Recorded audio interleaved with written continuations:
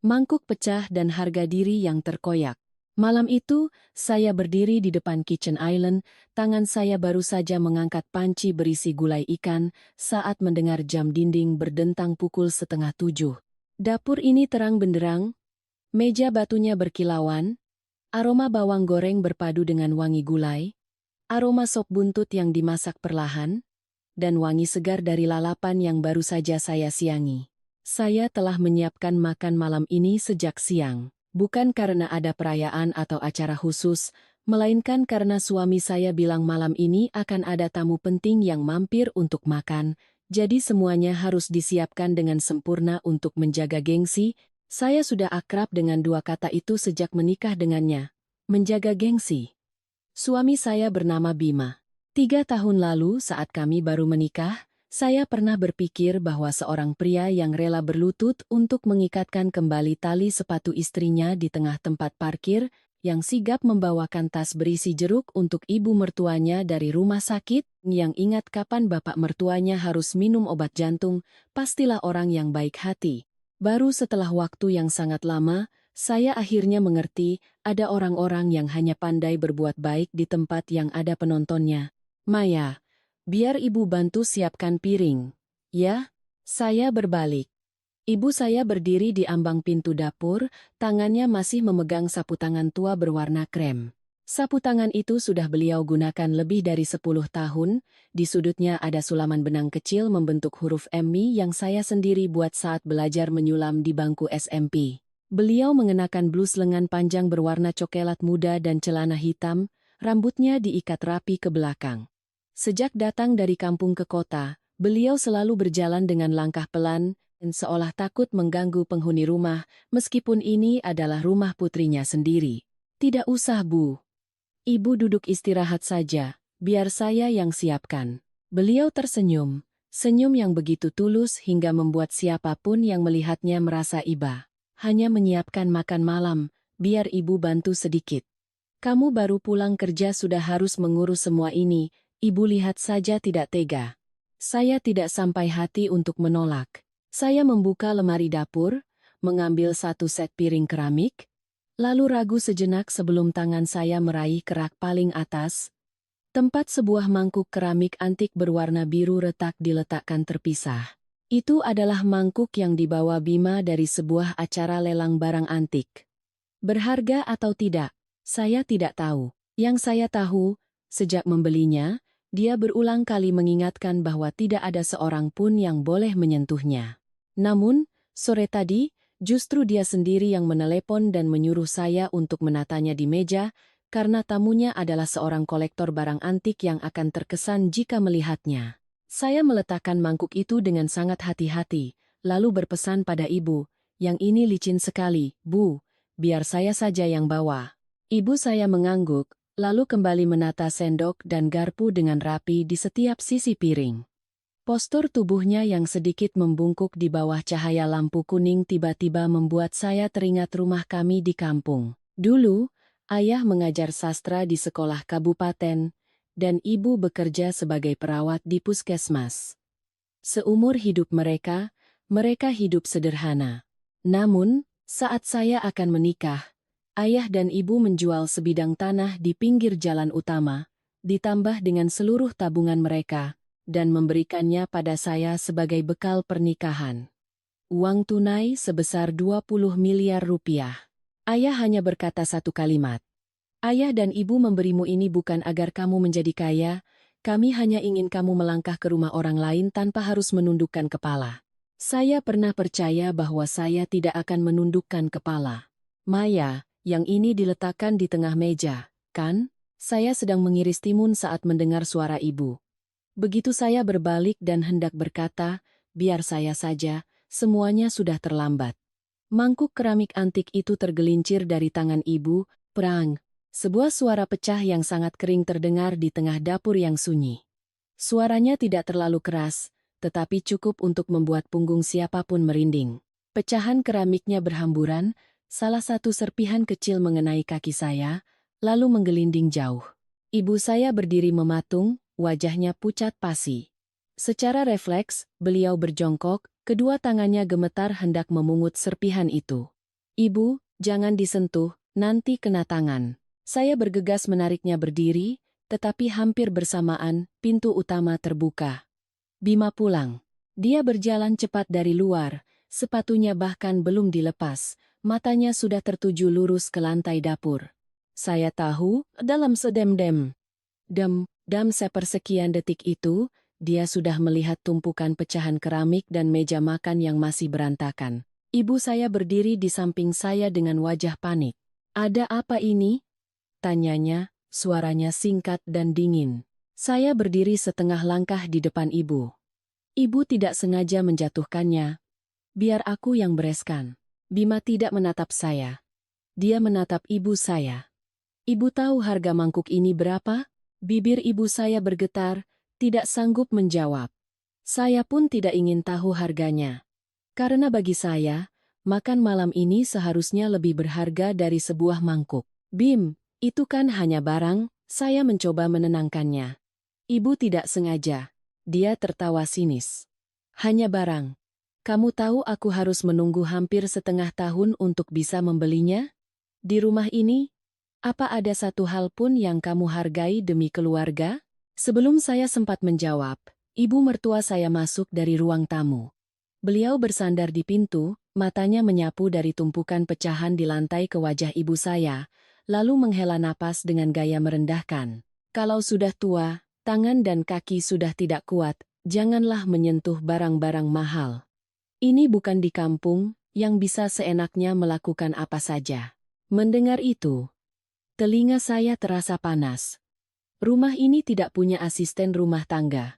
Selama 3 tahun, mulai dari urusan belanja, memasak, mencuci, hingga menjamu tamu, semuanya saya kerjakan sendiri. Tetapi ibu mertua saya sering berbicara dengan nada seolah saya hidup menumpang di rumahnya. Ibu saya menunduk, suaranya sangat lirih. "Saya minta maaf. Saya tidak sengaja." Seorang wanita berusia hampir 60 tahun, yang seumur hidupnya merawat orang sakit, yang tidak pernah meninggikan suara pada siapapun, harus berdiri di rumah putrinya sendiri dan mengucapkan permintaan maaf dengan gemetar seperti itu. Hati saya terasa sakit hingga sesak. Bima menatap ibu saya, lalu mengucapkan sebuah kalimat yang hingga kini, setiap kali saya mengingatnya, punggung saya masih terasa dingin. "Kalau memang merasa tidak cocok di tempat ini, lain kali tidak usah datang lagi. Malam ini, ibu pulang saja." Saya pikir saya salah dengar. "Apa katamu?" Bima menoleh ke arah saya. Ekspresinya sama sekali tidak berubah. "Aku bilang, suruh ibumu pulang. Jangan sampai tamu datang dan melihat kekacauan ini." Ibu saya buru-buru memegang pergelangan tangan saya. Tangannya terasa sangat dingin. "Sudahlah, Nak. Tidak apa-apa. Ibu pulang saja. Ibu kesini malah merepotkan kalian." Kalimat itu seperti menaburkan garam di atas luka yang menganga. Merepotkan. Ibu saya datang mengunjungi putrinya, membawa oleh-oleh jeruk, jahe, dan beberapa botol minyak urut untuk bapak mertua saya yang sering sakit sendi, tapi pada akhirnya harus menyebut dirinya sendiri sebagai pengganggu. Saya menatap ke lantai keramik. Di antara tumpukan pecahan mangkuk, sapu tangan krem milik ibu terjatuh dari sakunya. Di sudut sapu tangan itu, huruf M yang disulam dengan benang hijau sudah sedikit memudar. Sebuah serpihan keramik menggoresnya, merobek tepat di sulaman itu. Entah kenapa, robekan kecil itulah yang terasa lebih menyakitkan daripada kalimat "pulang saja" tadi. Saya mengangkat kepala, menatap suami saya, lalu menatap ibu mertua yang berdiri bersedekap di ambang pintu dapur. Di bawah cahaya lampu kuning, saya tiba-tiba menyadari. Ada hal-hal yang sekali retak, tidak akan pernah bisa disambung kembali. Bukan mangkuk itu, tetapi hati manusia. Saya memapah ibu ke ruang tamu. Suara saya terdengar sangat aneh, lirih tetapi tegas. "Ibu masuk ke kamar, bereskan barang-barang. Malam ini, saya antar ibu menginap di luar." Di belakang saya, Bima menggeram, "Maya, jangan berlebihan."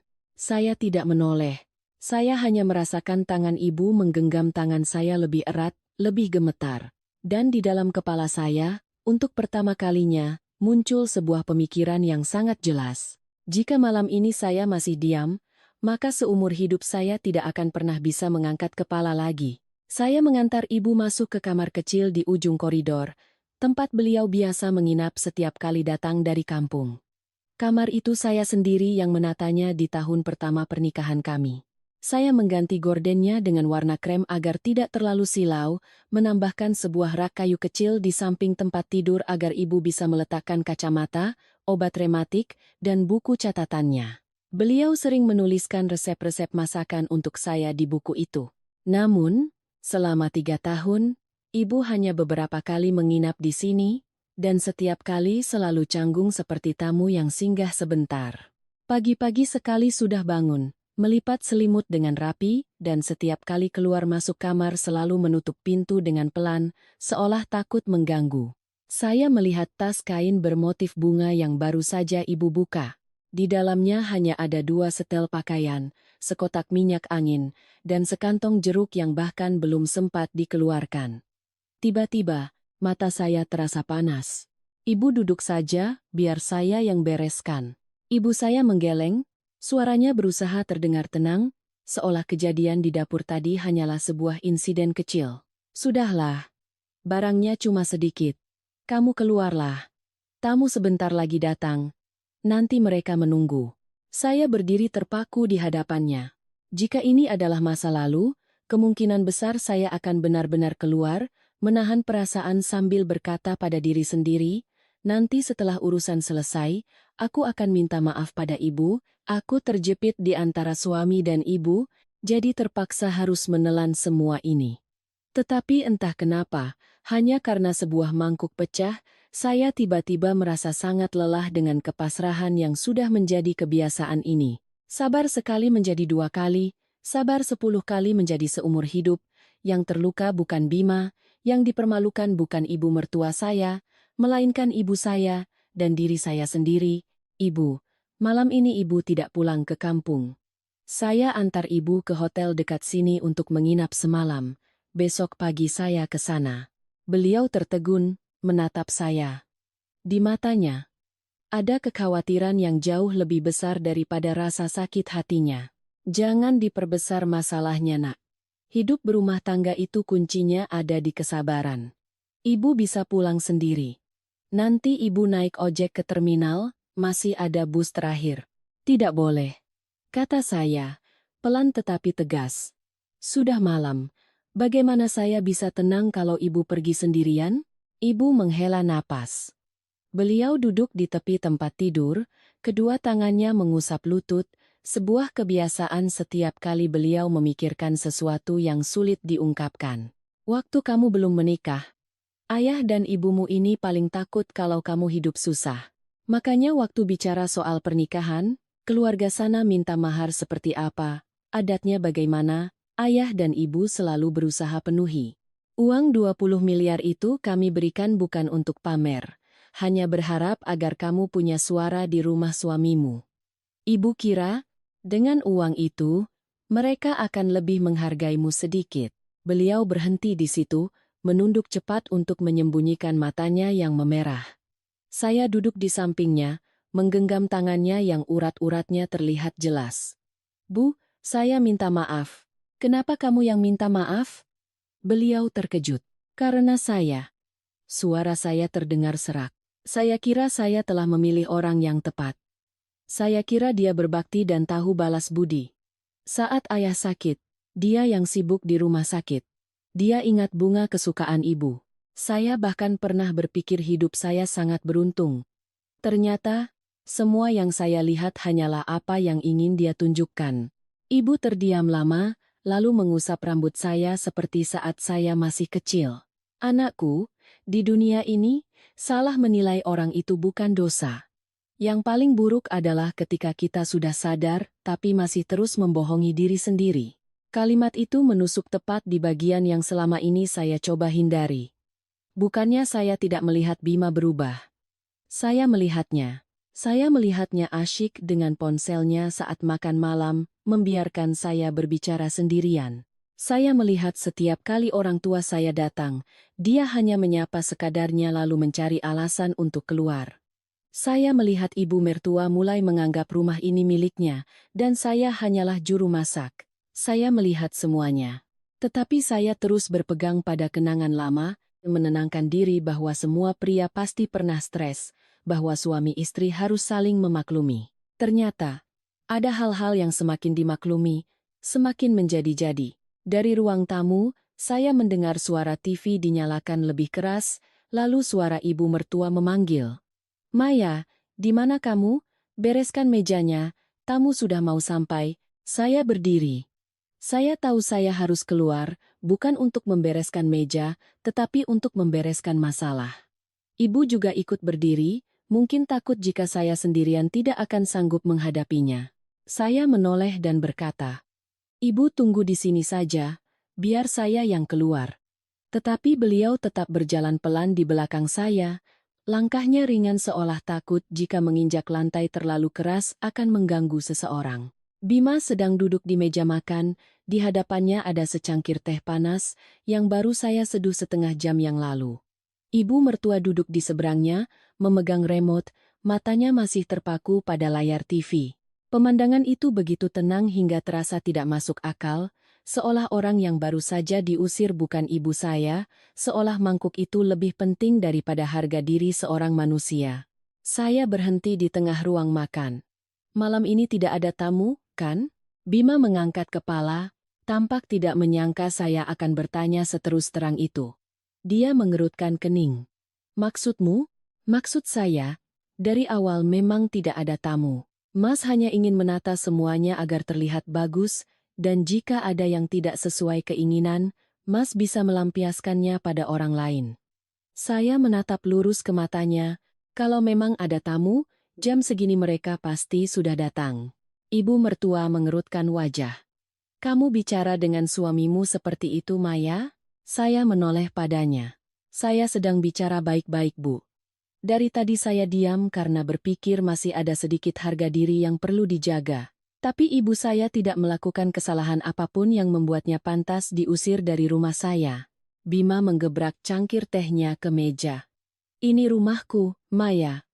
Jangan bicara sembarangan. Saya tertawa, tetapi hati saya terasa beku. Rumah Mas? Saya mengucapkan setiap kata dengan perlahan. Apartemen ini dibeli setelah kita menikah. Uang mukanya dari orang tua saya. Biaya renovasi interior juga dari tabungan saya. Mas bilang ini rumah Mas?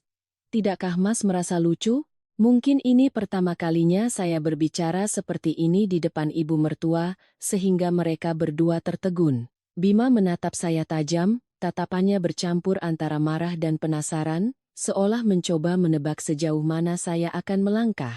Ibu mertua yang pertama kali angkat bicara. Uang dari manapun, setelah menikah itu jadi milik bersama. Anak perempuan kalau sudah menikah ya jadi milik keluarga suami. Kenapa harus terus-terusan mengungkit keluarga sendiri? Baik. Saya memang milik keluarga suami. Suara saya terdengar sangat tenang, dan semakin tenang semakin dingin. Tapi ibu saya tetaplah ibu saya, tidak ada seorang pun yang berhak menyuruhnya pergi dari rumah saya. Kata pergi sengaja saya ucapkan dengan penekanan, meniru nada yang digunakan Bima di dapur tadi. Ruangan itu hening selama beberapa detik. Ibu saya berdiri di belakang saya. Saya tahu beliau sangat malu, sangat takut jika tetangga atau satpam di luar mendengar keributan ini. Seumur hidupnya, beliau selalu hidup menjaga batasan, beliau tidak pernah ingin putrinya membuat keributan di rumah suaminya. Justru karena itulah, saya tidak bisa membiarkannya diam lebih lama lagi. Bima berdiri. Bisa berhenti tidak? Hanya karena masalah sepele, kamu bertingkah seolah keluarga ini sangat kejam pada ibumu. Saya menatapnya, untuk pertama kalinya melihat dengan jelas ekspresi penyangkalan tanggung jawab di wajah pria yang pernah begitu saya percayai. Masalah sepele? Tanya saya. Mas menyuruh ibu saya pulang saat itu juga hanya karena sebuah mangkuk. Ibu saya sudah minta maaf, Mas tetap tidak berhenti. Kalau hari ini yang memecahkannya adalah ibu Mas, apakah Mas berani mengucapkan kalimat yang sama? Bima tidak menjawab. Keheningannya adalah jawaban itu sendiri. Ibu mertua menyela dengan kesal. Sudah cukup. Ibu dan anak sama saja, Baru datang sehari sudah membuat rumah ini kacau. Kalau merasa tidak cocok, pulang saja ke kampung. Tidak ada yang menahan. Saya menoleh dan menatapnya lama sekali. Dulu, setiap kali beliau berbicara pedas, saya selalu memilih tersenyum, berpikir bahwa menjadi menantu harus tahu mengalah. Tetapi malam ini, entah kenapa saya melihat dengan jelas satu hal, mengalah di tempat yang salah, hanya akan membuat orang lain mengira kita lemah. Baik, kata saya. Kami akan pergi. Bukan karena tidak cocok, tetapi karena rumah ini sudah tidak pantas lagi untuk ibu saya duduki, bahkan hanya untuk makan malam. Wajah Bima mengeras, dia berjalan cepat ke arah saya. Maya, coba ulangi. Saya tidak mundur. Sudah cukup. Malam ini saya akan membawa ibu keluar. Urusan kita berdua, kita bicarakan besok pagi. Dia menatap saya dengan gigi terkatup. Saya tahu betapa marahnya dia, tetapi anehnya saya tidak lagi merasa takut seperti biasanya. Mungkin karena bagian paling rapuh dalam diri saya sudah hancur berkeping-keping. Setelah hancur, orang akan jatuh tersungkur atau bangkit berdiri. Saya mendengar suara ibu saya sangat pelan di belakang. Nak, saya berbalik dan menggenggam tangannya. Tangannya masih dingin, tetapi tidak lagi segemetar tadi. Saya mengambil tas kain bermotif bunga milik ibu. Saat melewati meja makan, aroma masakan masih mengepul. Gulai ikan masih panas, sop buntut masih harum. Sebuah makan malam yang lengkap seperti keluarga lainnya, hanya kekurangan satu hal yang paling berharga. Hati nurani. Saat saya sampai di pintu, Bima memanggil dengan tajam. Maya, kalau kamu melangkah keluar dari pintu itu, jangan pernah menyesal. Saya berhenti sejenak, tanpa menoleh. Orang yang seharusnya takut menyesal, bukan saya. Saya membuka pintu. Angin malam masuk, membawa hawa dingin awal musim dan suara kendaraan dari kejauhan. Ibu saya berjalan di samping saya, langkahnya pelan tetapi punggungnya lebih tegak dari sebelumnya. Saya tahu, sejak saat ini, sebuah pintu lain dalam hidup saya juga baru saja tertutup. Tidak dengan suara keras, tidak dengan reruntuhan, tetapi cukup untuk membuat saya paham, besok pagi saat saya bangun, saya tidak akan bisa hidup seperti dulu lagi. Begitu keluar dari gerbang kompleks, barulah saya sadar malam sudah benar-benar larut. Deretan lampu jalan memanjang, cahayanya yang kuning terpantul di aspal yang sedikit basah oleh embun. Kendaraan yang lalu lalang tidak seramai siang hari, tetapi cukup untuk menciptakan arus yang konstan. Saya menggandeng tangan ibu, menuruni anak tangga dengan perlahan. Satpam di pos jaga menatap kami dengan ragu, seolah ingin bertanya, tetapi akhirnya diam. Mungkin mereka sudah terbiasa melihat kami keluar masuk, hanya saja malam ini ada yang berbeda, dan tidak ada yang berani ikut campur. Ibu kedinginan? Tanya saya. Tidak apa-apa, ibu menggeleng. Jangan khawatirkan ibu. Kamu baik-baik saja? Saya tersenyum tipis, tapi saya sendiri tidak yakin senyum itu untuk menenangkan ibu atau diri saya sendiri. Saya baik-baik saja. Sebenarnya, hati saya sama sekali tidak baik-baik saja. Bukan karena takut, melainkan karena setelah melangkah keluar dari pintu itu, saya tahu saya tidak punya jalan untuk kembali ke cara hidup yang lama. Dulu, sekesal apapun, saya masih bisa menenangkan diri bahwa semuanya akan baik-baik saja. Tapi mulai malam ini, segalanya sudah jelas, begitu jelas hingga tidak bisa ditutup-tutupi lagi. Saya memesan taksi online. Sambil menunggu, kami berdua berdiri berdekatan di tepi jalan. Ibu menarik lengan baju saya pelan. Atau, kamu kembali saja ke dalam. Biar ibu pergi sendiri. Malam ini kamu tidak di rumah. Besok orang-orang bisa bicara macam-macam. Saya menatap ibu, melihat dengan jelas kekhawatiran di matanya.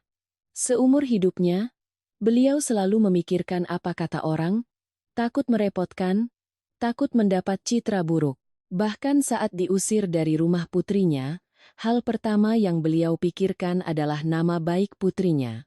Saya tidak akan kembali, kata saya. Ibu kemana? Saya ke situ. Mobil datang. Saya membukakan pintu untuk ibu, lalu masuk dari sisi lain. Saat mobil mulai berjalan, saya menoleh ke belakang, menatap rumah yang kami tinggalkan. Lampunya masih menyala, gordennya masih tertutup, segalanya di dalam mungkin masih sama. Hanya dua orang yang baru saja melangkah keluar yang tidak lagi sama. Saya memesan kamar di sebuah hotel kecil yang tidak jauh dari sana. Bukan hotel mewah, tetapi bersih dan tenang. Resepsionis menatap kami berdua, mungkin menduga kami adalah tamu mendadak, tetapi dia memproses semuanya dengan cepat tanpa banyak bertanya. Saya mengantar ibu ke kamar, membuka pintu, menyalakan lampu. Kamarnya rapi, dengan dua tempat tidur tunggal, sebuah meja kecil di dekat jendela dengan gorden abu-abu muda. Ibu istirahatlah. Saya meletakkan tas ibu di tempat tidur. Saya siapkan air hangat untuk ibu cuci muka. Ibu duduk di tepi ranjang, melihat sekeliling, lalu menghela napas lega, seolah sebagian bebannya terangkat. Di sini juga tidak apa-apa. Setidaknya tidak perlu melihat wajah siapapun. Kalimat itu terdengar ringan, tetapi saya tahu betapa berat makna di baliknya. Saya masuk ke kamar mandi, menyalakan air, mengambilkan handuk untuk ibu. Ketika saya kembali, saya melihatnya duduk tegak dengan kedua tangan di atas paha, tatapannya kosong. Saya memberikan handuk itu, lalu duduk di hadapannya. Bu, ibu marah pada saya? Ibu mengangkat kepala, terkejut. Kenapa ibu harus marah padamu? Karena saya membiarkan ibu mengalami hal ini. Kata saya pelan. Kalau saya lebih tegas dari awal, mungkin kejadian malam ini tidak akan terjadi. Ibu menggeleng, suaranya merendah.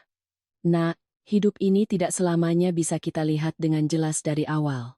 Kadang kita harus berjalan jauh, tersandung, baru mengerti. Yang penting adalah, setelah kamu mengerti, pilihan apa yang kamu ambil. Saya terdiam.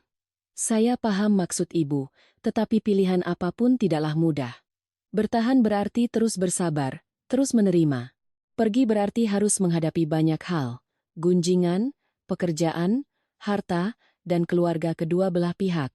Setiap jalan memiliki harganya sendiri. Ibu tanya satu hal, kata ibu perlahan. Kalau malam ini kamu kembali ke dalam dan berpura-pura tidak terjadi apa-apa, apakah kamu bisa hidup seperti dulu lagi? Saya tidak langsung menjawab. Saya teringat makan malam yang hening, sindiran-sindiran kecil ibu mertua, tatapan dingin Bima saat tidak senang. Saya teringat ibu berdiri di tengah dapur, menunduk meminta maaf karena sebuah mangkuk. Memikirkan itu, dada saya terasa sesak. Tidak bisa, bisik saya.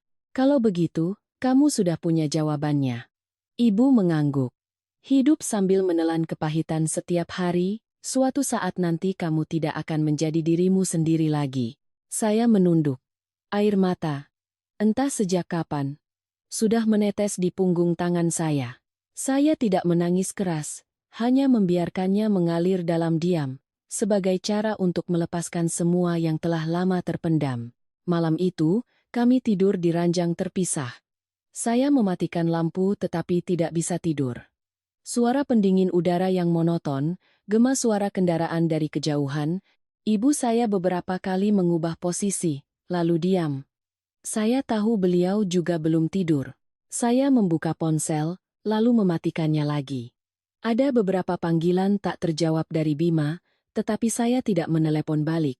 Saya tidak mau bicara saat kami berdua masih sama-sama emosi. Kata-kata yang terucap saat ini hanya akan memperburuk keadaan. Saya berbaring menatap langit-langit, pikiran saya berkecamuk. Sejak menikah, saya selalu berusaha menjaga keharmonisan keluarga ini. Saya pikir, dengan sedikit mengalah, semua orang akan lebih nyaman. Saya pikir, asalkan saya menjalankan peran saya dengan baik, orang lain akan melihatnya. Ternyata, ada orang-orang yang semakin melihat kita sabar, semakin menganggapnya sebagai hal yang wajar. Menjelang pagi, barulah saya bisa terlelap sejenak. Keesokan paginya, saya bangun lebih dulu dari ibu. Saya turun membeli sarapan dan membawanya ke atas. Ketika saya kembali ke kamar, ibu sudah bangun dan sedang melipat pakaian. Sarapan dulu, Bu. Saya meletakkan makanan di meja. Ibu menatap saya sejenak, lalu bertanya, hari ini rencanamu bagaimana? Saya menarik napas dalam-dalam. Saya akan pulang dan bicara baik-baik dengan Bima. Ibu mengangguk, tidak bertanya lebih jauh. Beliau mengerti, ada hal-hal yang harus dihadapi putrinya sendiri. Lakukan apa yang menurutmu benar, katanya. Ibu tidak takut hidup susah, ibu hanya takut kamu menderita tapi tidak berani melangkah keluar. Saya makan sekadarnya, lalu berganti pakaian. Sebelum pergi, saya memeluk ibu. Beliau menepuk punggung saya pelan, tepukan yang akrab sejak saya kecil setiap kali saya menghadapi kesulitan. Pergilah nak, katanya. Ibu tunggu di sini. Saya turun, memesan taksi, dan kembali ke rumah yang saya tinggalkan semalam. Ketika mobil berhenti di depan gerbang, saya menarik napas dalam-dalam sekali lagi, lalu turun. Gerbangnya masih sama, deretan tanaman di halaman depan masih hijau, segalanya tidak berubah, tapi saya tahu, orang yang melangkah masuk hari ini sudah berbeda. Saya membuka pintu dan masuk. Di ruang tamu, Bima sedang duduk di sofa, di hadapannya ada secangkir kopi yang sudah setengah diminum. Dia menatap saya, tatapannya tidak lagi marah seperti semalam, melainkan dingin dan sulit ditebak. Kamu sudah pulang? Katanya. Saya mengangguk. Kita perlu bicara. Dia bersandar di sofa, melipat tangan di dada. Mau bicara apa? Saya berdiri di hadapannya, menjaga suara agar tetap tenang. Semalam, Mas sudah melewati batas. Bima menyeringai tipis. Aku hanya mengatakan yang sebenarnya. Yang sebenarnya? Ulang saya. Yang sebenarnya adalah Mas mengusir ibu mertua dari rumah hanya karena sebuah mangkuk. Yang sebenarnya adalah Mas tidak menghormati orang yang telah melahirkan istrimu. Jika itu adalah kebenaran yang ingin Mas pegang, berarti kita tidak lagi sejalan. Dia menatap saya, matanya menajam. Jadi, maumu apa? Saya tidak menghindar. Aku mau Mas minta maaf pada ibuku. Ruangan menjadi sunyi. Bima tertawa pelan, seolah saya baru saja mengatakan sesuatu yang sangat konyol. Tidak mungkin, katanya. Saya mengangguk, tidak terkejut. Kalau begitu, tidak ada lagi yang perlu dibicarakan. Dia mengerutkan kening. Maksudmu? Saya menatap lurus ke arahnya. Aku akan pindah keluar untuk sementara. Kita butuh waktu untuk berpikir. Bima berdiri. Maya, kamu berlebihan. Semalam Mas yang berlebihan, balas saya. Hari ini, aku hanya berhenti di tempat yang seharusnya. Kami saling tatap, tidak ada yang bicara lagi. Saya tahu ini baru permulaan. Masih banyak hal yang harus diselesaikan di depan, tapi setidaknya, saya telah mengambil langkah pertama. Saya berbalik menuju kamar, bersiap untuk mengemasi barang-barang. Saya melangkah masuk ke kamar tidur, ruangan yang selama 3 tahun ini saya anggap sebagai tempat teraman. Lemari pakaian masih sedikit terbuka, gaun yang saya kenakan kemarin masih tergantung, dan aroma parfum yang akrab masih tertinggal di udara. Semuanya masih sama, hanya perasaan di hati saya yang tidak lagi sama. Saya membuka lemari dan menarik keluar sebuah koper. Koper abu-abu ini adalah barang yang saya bawa saat pertama kali datang sebagai menantu.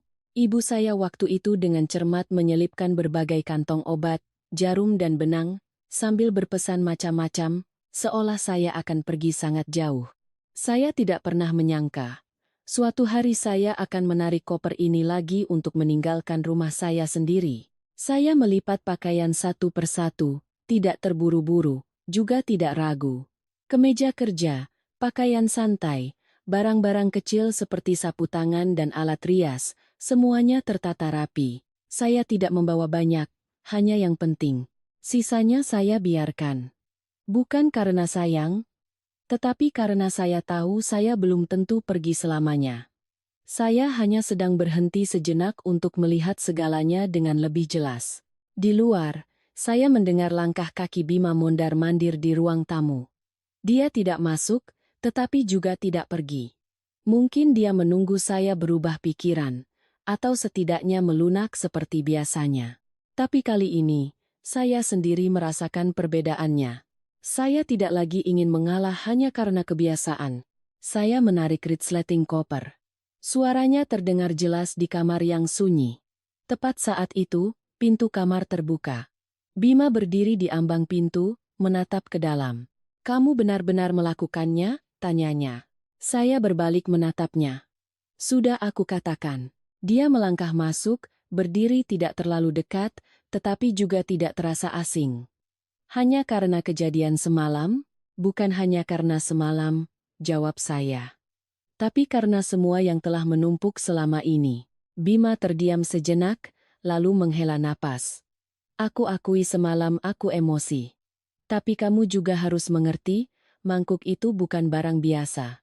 Saya menatapnya, dan merasakan sesuatu di hati saya jatuh, sangat pelan tetapi sangat jelas. Masih juga membicarakan mangkuk itu, karena itu faktanya. Katanya, suaranya mulai terdengar kesal. Kamu tidak bisa memaksaku untuk bersikap seolah tidak terjadi apa-apa. Aku tidak memaksamu bersikap seolah tidak terjadi apa-apa, kata saya perlahan. Aku hanya ingin Mas tahu, mana yang lebih penting. Bima mengerutkan kening. Kamu membesar-besarkan masalah kecil. Bagi Mas itu masalah kecil, saya mengangguk. Tapi bagiku, itu adalah cara Mas memperlakukan ibuku. Ruangan kembali hening. Saya melihat keraguan sekilas di mata Bima, tetapi itu cepat berlalu, seperti riak kecil yang segera dia tekan sendiri. Aku tidak bermaksud menghinanya, katanya dengan suara lebih rendah. Aku hanya tidak suka orang lain merusak barangku. Orang lain? Ulang saya. Itu ibuku. Bima tidak berkata apa-apa lagi. Saya mengerti, baginya, batasan itu tidak pernah jelas. Ibu saya adalah kerabat saya, tetapi dalam pikirannya, beliau tetaplah orang luar. Saya menarik koper ke arah pintu. Saat melewatinya, saya berhenti sejenak. Aku tidak butuh suami yang sempurna, kata saya. Aku hanya butuh suami yang tahu cara menghormati orang-orang yang penting bagiku. Jika itu saja Mas tidak bisa, maka keberadaanku di sini juga tidak ada artinya. Bima memalingkan wajah, tidak menatap saya. Terserah kamu. Dua kata itu, begitu ringan, tetapi membuat hati saya membeku. 3 tahun pernikahan pada akhirnya dirangkum dalam satu kalimat. Terserah kamu. Saya membawa koper keluar. Ibu mertua saya sedang duduk di ruang tamu. Melihat saya, beliau hanya melirik sekilas lalu membuang muka. Tidak ada kata-kata untuk menahan, juga tidak ada pertanyaan. Saya pun tidak berhenti. Ada hubungan yang ketika sudah sampai pada titik ini, kata-kata hanya akan menambah beban. Saya keluar dari rumah, menutup pintu di belakang saya. Kali ini saya tidak menoleh lagi. Saya memesan taksi dan kembali ke hotel. Ibu masih menunggu. Melihat saya menyeret koper, beliau langsung berdiri. Sudah kamu putuskan? Tanya ibu. Saya mengangguk. Aku pindah keluar untuk sementara. Ibu menatap koper, lalu menatap saya. Tatapannya penuh kekhawatiran dan iba. Sudah ada tempat tinggal? Aku sewa apartemen sementara di dekat kantor, kata saya. Lebih praktis dan tenang. Sebenarnya saya belum menyewanya, tapi saya tahu saya harus segera melakukannya. Saya tidak mau membuat ibu semakin khawatir. Ibu mau ikut denganku? Tanya saya. Ibu menggeleng. Ibu di sini beberapa hari, lalu pulang ke kampung. Kamu masih punya pekerjaan, masih banyak urusan. Ibu tidak mau merepotkan. Saya hendak mengatakan sesuatu, tetapi saya urungkan. Saya mengerti ibu. Beliau selalu memilih cara yang paling tidak merepotkan orang lain, bahkan ketika yang paling butuh perhatian adalah dirinya sendiri. Kalau begitu, biar saya yang antar ibu pulang beberapa hari lagi, kata saya. Saya tidak tenang membiarkan ibu pergi sendiri. Ibu tersenyum tipis. Iya, ibu menurutimu. Sore itu, saya mulai mencari tempat tinggal. Saya melihat beberapa unit apartemen di dekat kantor, dan akhirnya memilih satu unit studio yang cukup untuk satu orang. Tidak seluas rumah lama, tidak mewah, tetapi rapi dan fasilitasnya lengkap. Yang terpenting, di sana, saya bisa bernapas dengan lega. Keesokan harinya, saya pindahan. Ibu ikut membantu, menata setiap barang. Beliau mengelap meja, melipat selimut, menggantung pakaian di lemari, seolah sedang menyiapkan kehidupan baru untuk saya. Kecil tapi hangat, kata ibu, memandang sekeliling ruangan. Saya mengangguk. Bagiku ini sudah cukup. Malamnya, kami berdua makan nasi kotak. Tidak ada hidangan mewah, tidak ada meja makan besar, hanya 2 porsi makanan sederhana. Tetapi saya merasa jauh lebih ringan daripada saat makan malam beberapa hari yang lalu. Bu, saya tidak tahu nanti akan bagaimana, kata saya. Ibu meletakkan sumpitnya dan menatap saya. Tidak ada yang tahu masa depan, Nak.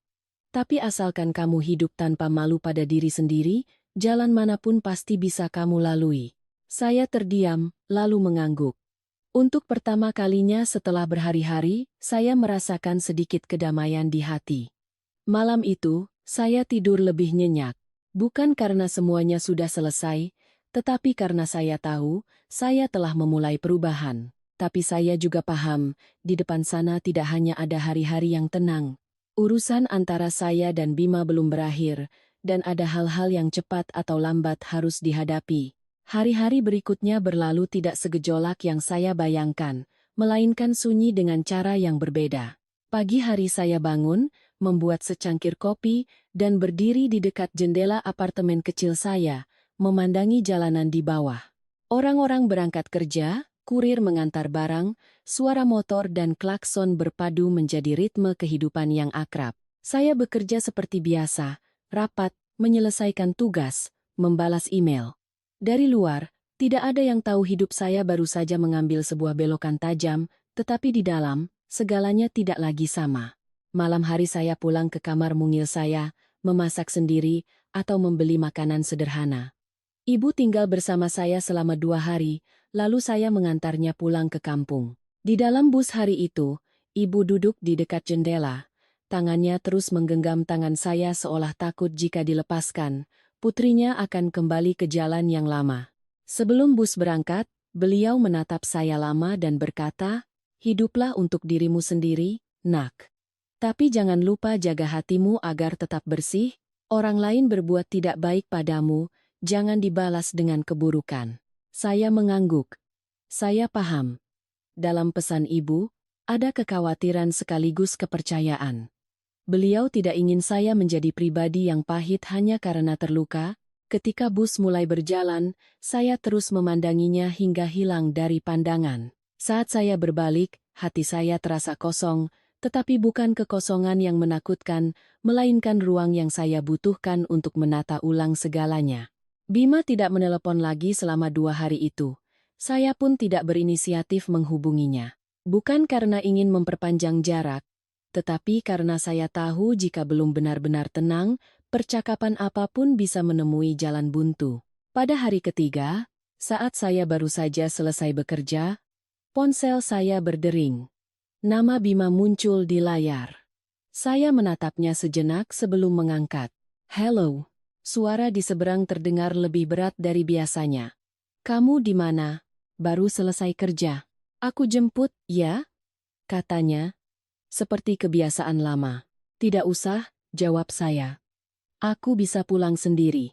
Dia terdiam beberapa detik, lalu berkata, "Maya, kita perlu bicara." "Malam ini bisa?" "Untuk apa?" tanya saya.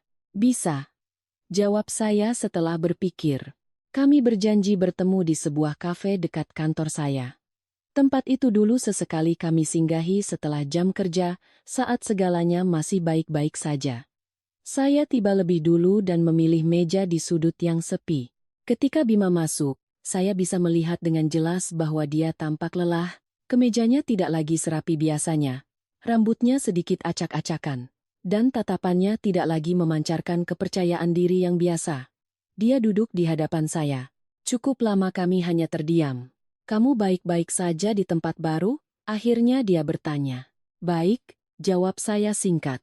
"Aku boleh ke sana?" tanyanya lagi. Saya menatapnya. "Untuk apa?" "Untuk bicara lebih jelas." Dia terdengar sedikit ragu. "Di sini juga bisa," kata saya. Bima mengangguk pasrah. Dia memesan secangkir kopi, lalu kembali terdiam. Saya tahu dia sedang mencari cara untuk memulai, tetapi tidak mudah. Selama ini, dia terbiasa saya yang mengalah, saya yang mencairkan suasana, saya yang mencari jalan damai. Kali ini, saya tidak melakukannya. "Soal kejadian waktu itu." Dia memulai, lalu berhenti. Aku tidak menyangka kamu akan bereaksi seperti itu. Maksud Mas pikir aku akan diam seperti biasanya? Tanya saya. Dia menatap saya, tidak menyangkal. Aku hanya pikir kamu akan mengerti. Mengerti apa? Suara saya tetap tenang. Mengerti bahwa tindakan Mas mengusir ibuku adalah hal yang wajar? Bima menghela napas, terdengar sedikit tidak sabar. Sudah aku bilang, waktu itu aku emosi. Aku tidak butuh penjelasan, kata saya. Aku butuh Mas mengerti masalahnya. Dia menunduk menatap meja, lalu berkata lebih pelan. Aku sudah memikirkannya beberapa hari ini. Aku tahu aku ada salahnya. Tapi kamu juga harus lihat dirimu sendiri. Kamu pergi begitu saja. Meninggalkan rumah. Apa kamu memikirkan akibatnya? Saya mendengar kalimat itu, tidak terkejut, tetapi hati saya tetap mencelos. Akibat apa? Ayah dan ibu bertanya. Kerabat juga bertanya. Apa kata orang luar nanti? Keluarga kita bukan keluarga biasa, yang bisa seenaknya berbuat apa saja. Saya menatapnya lama sekali. Dari semua yang Mas sebutkan tadi, adakah satu pun yang berhubungan dengan perasaanku? Bima terdiam. Mas khawatir apa kata orang lain? Lanjut saya. Tapi Mas tidak bertanya bagaimana perasaanku saat ibuku diusir dari rumah. Dia mengerutkan kening, suaranya merendah. Aku sedang menanyakanmu sekarang. Mas bertanya setelah semuanya terjadi, balas saya. Saat itu, Mas tidak memikirkannya. Bima tidak bicara lagi. Saya melihat tangannya sedikit terkepal, seolah menahan sesuatu. Beberapa saat kemudian, dia berkata, "Jadi, maumu apa?" Pertanyaan yang sama, dan kali ini jawaban saya tetap sama. "Aku mau Mas minta maaf pada ibuku." Dia tertawa sinis, tetapi tidak sekasar sebelumnya. "Maya, kamu tahu aku tidak mudah melakukan hal itu. Kenapa?" tanya saya. "Karena Mas merasa tidak salah, atau karena tidak terbiasa merendahkan diri?" Dia tidak langsung menjawab. Setelah beberapa saat, dia berkata, "Aku belum pernah harus meminta maaf pada orang lain seperti itu.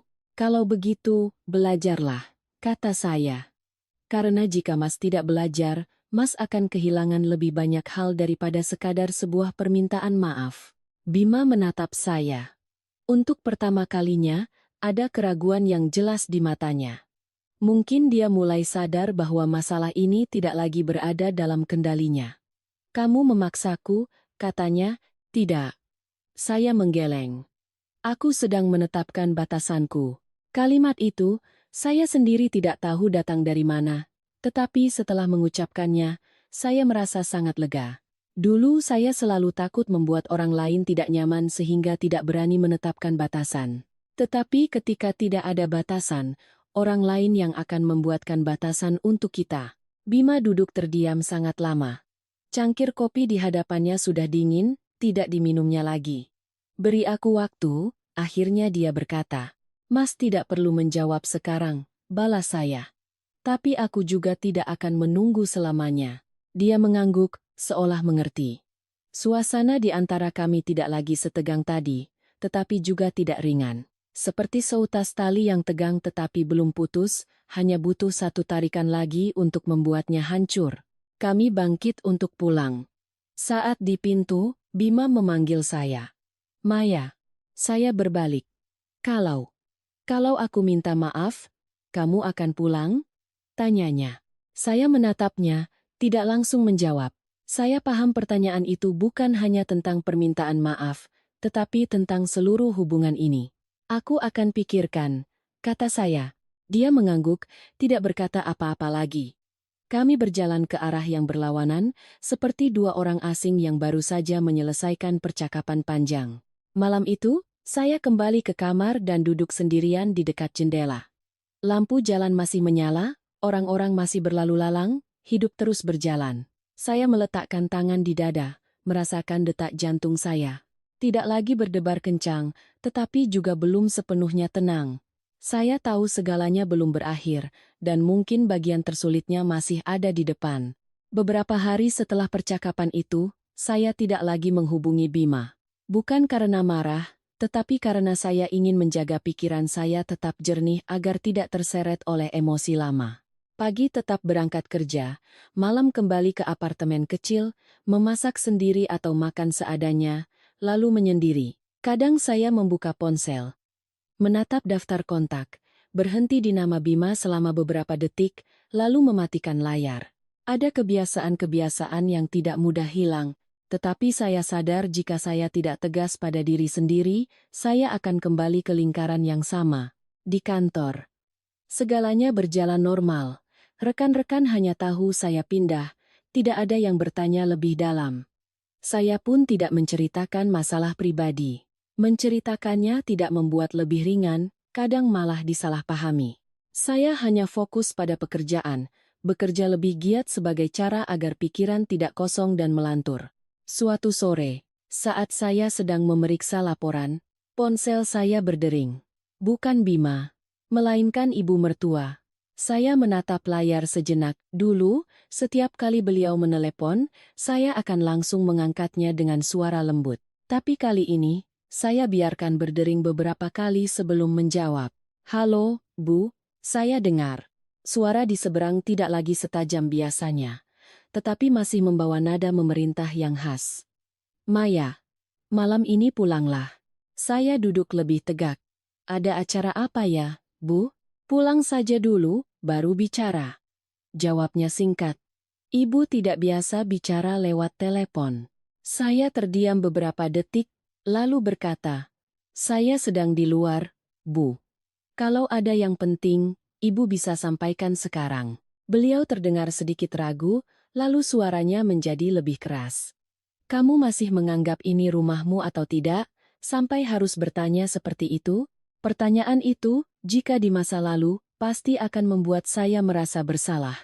Tapi saat ini, saya hanya melihatnya sebagai cara menekan yang sudah biasa. "Masih, Bu," jawab saya. "Tapi saya juga perlu tahu saya pulang untuk urusan apa."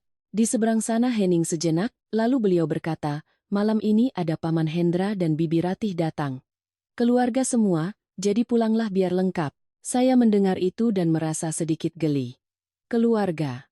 Orang-orang yang dalam setahun hanya saya temui beberapa kali, dan setiap kali bertemu hanya basa-basi, kini dijadikan alasan agar saya harus pulang. "Saya tidak bisa, Bu," kata saya. "Masih ada pekerjaan." "Pekerjaan apa yang lebih penting dari keluarga?" Suaranya mulai meninggi. Saya menarik napas pelan. "Bu, urusan saya dan Mas Bima belum selesai. Saya pulang sekarang pun tidak akan menyelesaikan apa-apa." Beliau mendengus. "Kamu ini bertingkah seolah keluarga ini bersalah sekali padamu. Kejadian waktu itu kan Ibu sudah bilang, hanya salah paham." "Salah paham?" ulang saya, menjaga suara tetap tenang. "Ibu benar-benar menganggap itu salah paham?" Beliau tidak menjawab langsung. Orang tua kadang bicaranya tidak dipikirkan. "Kamu sebagai menantu harusnya bisa memaklumi." Saya mendengar kalimat itu dan merasa sangat akrab, hampir hafal. Tapi kali ini saya tidak mau lagi mengangguk. "Saya bisa memaklumi hal-hal kecil," kata saya. "Tapi urusan yang menyangkut ibu saya tidak bisa menganggapnya tidak pernah terjadi." Ujung telepon sunyi. Saya tahu beliau tidak terbiasa dibantah seperti ini. Beberapa saat kemudian, beliau berkata lebih pelan, "Jadi maumu bagaimana?" "Saya sudah sampaikan pada Mas Bima," jawab saya. "Cukup dia meminta maaf pada ibu saya." "Hanya itu?" "Hanya itu?" tanyanya. Suaranya terdengar sedikit heran. "Iya." Beliau menghela napas. "Laki-laki punya harga dirinya sendiri. Kamu paksa dia begitu? Kan sulit." "Saya tidak memaksa," kata saya. "Saya hanya menjelaskan apa yang saya butuhkan." Beliau terdiam lagi, lalu berkata, "Baiklah, biar ibu bicara lagi dengannya. Tapi malam ini kamu tetap harus pulang." "Mohon maaf, Bu. Saya tidak bisa," jawab saya. "Kalau semuanya sudah jelas, saya akan pulang." Saya mengatakannya, menunggu beberapa detik, lalu menutup telepon. Tangan saya sedikit gemetar, bukan karena takut, melainkan karena saya baru saja melakukan sesuatu yang belum pernah saya berani lakukan sebelumnya, menolak dengan tegas. Malam itu, saya pulang ke kamar dan memasak makan malam sederhana. Saat sedang makan, telepon berdering lagi. Kali ini Bima. Saya menatap layar, lalu mengangkatnya. "Hello, kamu baru bicara dengan ibu?" Tanyanya. "Iya. Kamu bicara seterus terang itu?" Suaranya terdengar sedikit kesal. "Aku hanya mengatakan apa yang sudah aku katakan padamu," balas saya. Dia terdiam sejenak. "Ibu tidak terbiasa dengan cara seperti itu. Aku juga tidak terbiasa diremehkan," kata saya. Bima menghela napas. "Maya, kamu sedang membuat semuanya semakin tegang. Atau aku sedang membuat semuanya semakin jelas?" Tanya saya balik. Dia tidak menjawab. Saya mendengar suara langkahnya, seolah sedang mondar-mandir. "Sudah aku bilang, aku butuh waktu," katanya. "Aku sedang memberimu waktu," balas saya. "Tapi aku tidak bisa berpura-pura seolah tidak terjadi apa-apa." Bima terdiam. Saya tahu dia sedang ditempatkan di posisi yang tidak biasa baginya. Harus memilih. "Maya," panggilnya. "Iya, kalau aku tidak bisa melakukan yang kamu mau, apa yang akan kamu lakukan?" Tanyanya. Saya tidak langsung menjawab. Pertanyaan itu sudah berulang kali saya tanyakan pada diri sendiri. "Aku akan terus hidup dengan caraku sendiri," kata saya. "Dengan atau tanpamu." Di seberang sana sunyi. Saya tahu jawaban itu tidak enak didengar. Tapi itulah kenyataannya. "Kamu sudah berubah," katanya. Suaranya merendah. "Mungkin," jawab saya. "Atau mungkin aku hanya kembali menjadi diriku yang sebenarnya." Kami tidak banyak bicara lagi. Panggilan berakhir dalam keheningan yang panjang. Saya meletakkan ponsel, bersandar di kursi. Di luar, langit sudah gelap. Cahaya dari gedung-gedung sekitar masuk melalui jendela, menciptakan bayangan-bayangan. Saya memikirkan apa yang telah terjadi. Saya tidak lagi merasa terseret emosi seperti hari-hari pertama. Sebaliknya, ada ketenangan yang perlahan-lahan datang. Saya tahu di mana saya berdiri, dan kemana saya ingin melangkah. Tetapi saya juga tahu jalan di depan tidak hanya ada saya seorang. Ada Bima. Ada keluarga kedua belah pihak. Ada hubungan-hubungan yang rumit. Dan setiap keputusan saya akan membawa banyak konsekuensi. Saya bangkit. Membereskan makan malam. Lalu berjalan ke jendela. Memandangi arus kendaraan di bawah. Saya tiba-tiba sadar, hidup tidak berhenti hanya karena masalah saya. Semuanya terus berjalan. Pertanyaannya adalah, apakah saya akan ikut arus, atau memilih arah saya sendiri? Saya menyandarkan dahi ke kaca, memejamkan mata sejenak. Di kepala saya tidak ada lagi kebisingan, hanya ada satu perasaan yang sangat jelas. Saya sedang melangkah keluar dari zona nyaman menuju tempat yang belum saya ketahui, tetapi setidaknya, ini adalah jalan yang saya pilih sendiri. 2 hari setelah panggilan telepon itu, saya menerima pesan dari ibu mertua. "Sore ini pulanglah, ada yang perlu dibicarakan." Nada bicaranya tidak lagi memaksa seperti sebelumnya, tetapi tetap lebih terasa seperti pemberitahuan daripada pertanyaan. Saya membaca pesan itu, meletakkan ponsel, dan terdiam sejenak. Saya paham masalah ini tidak bisa dibiarkan berlarut-larut. Ada hal-hal yang semakin dihindari akan semakin rumit. Sudah saatnya untuk dihadapi. Sore itu saya izin pulang lebih awal. Dalam perjalanan, saya tidak merasa gugup seperti sebelumnya. Juga tidak ada perasaan berat. Sebaliknya, ada ketenangan yang aneh, seolah saya sudah siap untuk skenario apapun. Gerbang rumah masih sama. Saat saya masuk, satpam menatap saya dan mengangguk singkat. Saya membalasnya dan terus berjalan. Pintu utama terbuka. Suasana di dalam tidak lagi sehangat dulu. Ada sedikit ketegangan meskipun tidak ada yang mengucapkannya. Di ruang tamu sudah ramai. Bima duduk di sofa tengah, ibu mertua di sampingnya. Di seberang mereka, ada Paman Hendra dan Bibi Ratih. Saya langsung sadar ini bukan pertemuan biasa. Semua orang sedang menunggu saya. "Sudah pulang, Nak?" Ibu mertua yang pertama kali bersuara. Saya mengangguk. "Selamat sore, Paman, Bibi." Paman Hendra mengangguk pelan. Bibi Ratih menatap saya dengan sedikit selidik, tetapi tetap ramah. "Lama tidak bertemu, Maya." Saya tersenyum dan duduk di kursi yang kosong. Jarak antara saya dan Bima tidak jauh, tetapi terasa ada dinding tak kasat mata di antara kami. Tidak ada yang langsung bicara. Keheningan berlangsung beberapa detik, lalu Paman Hendra angkat bicara, suaranya berat dan pelan, khas orang tua yang terbiasa menyelesaikan masalah keluarga. Paman dengar kalian berdua sedang ada masalah. Saya tidak langsung menjawab. Saya melirik Bima. Dia tetap memasang wajah tenang, tetapi matanya terlihat tegang. Bukan sekadar masalah, Paman, kata saya, suara saya cukup untuk didengar. Ini adalah sesuatu yang perlu diselesaikan dengan jelas. Paman Hendra mengangguk. Baik, kalau begitu, mari kita bicarakan. Sebagai keluarga, jangan sampai ada salah paham yang berlarut-larut. Ibu mertua menyela, suaranya terdengar tidak sabar. Sebenarnya tidak ada masalah besar. Hanya salah paham saja waktu itu, tapi Maya reaksinya sedikit berlebihan. Saya menoleh padanya. Ibu benar-benar berpikir reaksi saya berlebihan? Beliau sedikit terkejut, tetapi tetap bersikeras. Kamu pergi dari rumah seperti itu. Kalau bukan berlebihan. Lalu apa? Saya tidak langsung berdebat. Saya menoleh ke Paman Hendra. Paman, biar saya jelaskan. Hari itu, ibu saya memecahkan sebuah mangkuk dan Mas Bima langsung menyuruh ibu saya pulang saat itu juga. Bagi saya, itu bukan masalah sepele. Bibi Ratih sedikit mengerutkan kening, menatap Bima. Benar begitu Bima? Bima menghela napas pelan. Waktu itu saya sedang emosi, jadi memang terucap seperti itu. Saya tidak menambahkan apa-apa, hanya membiarkan fakta berbicara. Paman Hendra menatap Bima, tatapannya lebih serius. Kamu tidak seharusnya bicara seperti itu Bima. Bima tidak bereaksi, hanya diam. Saya melihat dia ditempatkan di posisi yang tidak nyaman.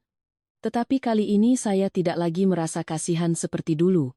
Ibu mertua buru-buru menimpali, dia kan juga sudah sadar salah, tapi Maya terus memperpanjang masalah. Saya tidak memperpanjang masalah, Bu, kata saya. Saya hanya tidak bisa menerimanya. Ruangan kembali hening.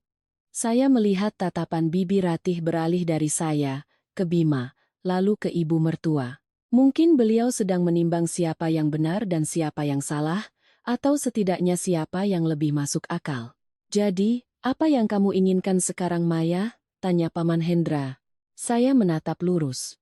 Saya sudah sampaikan pada Mas Bima.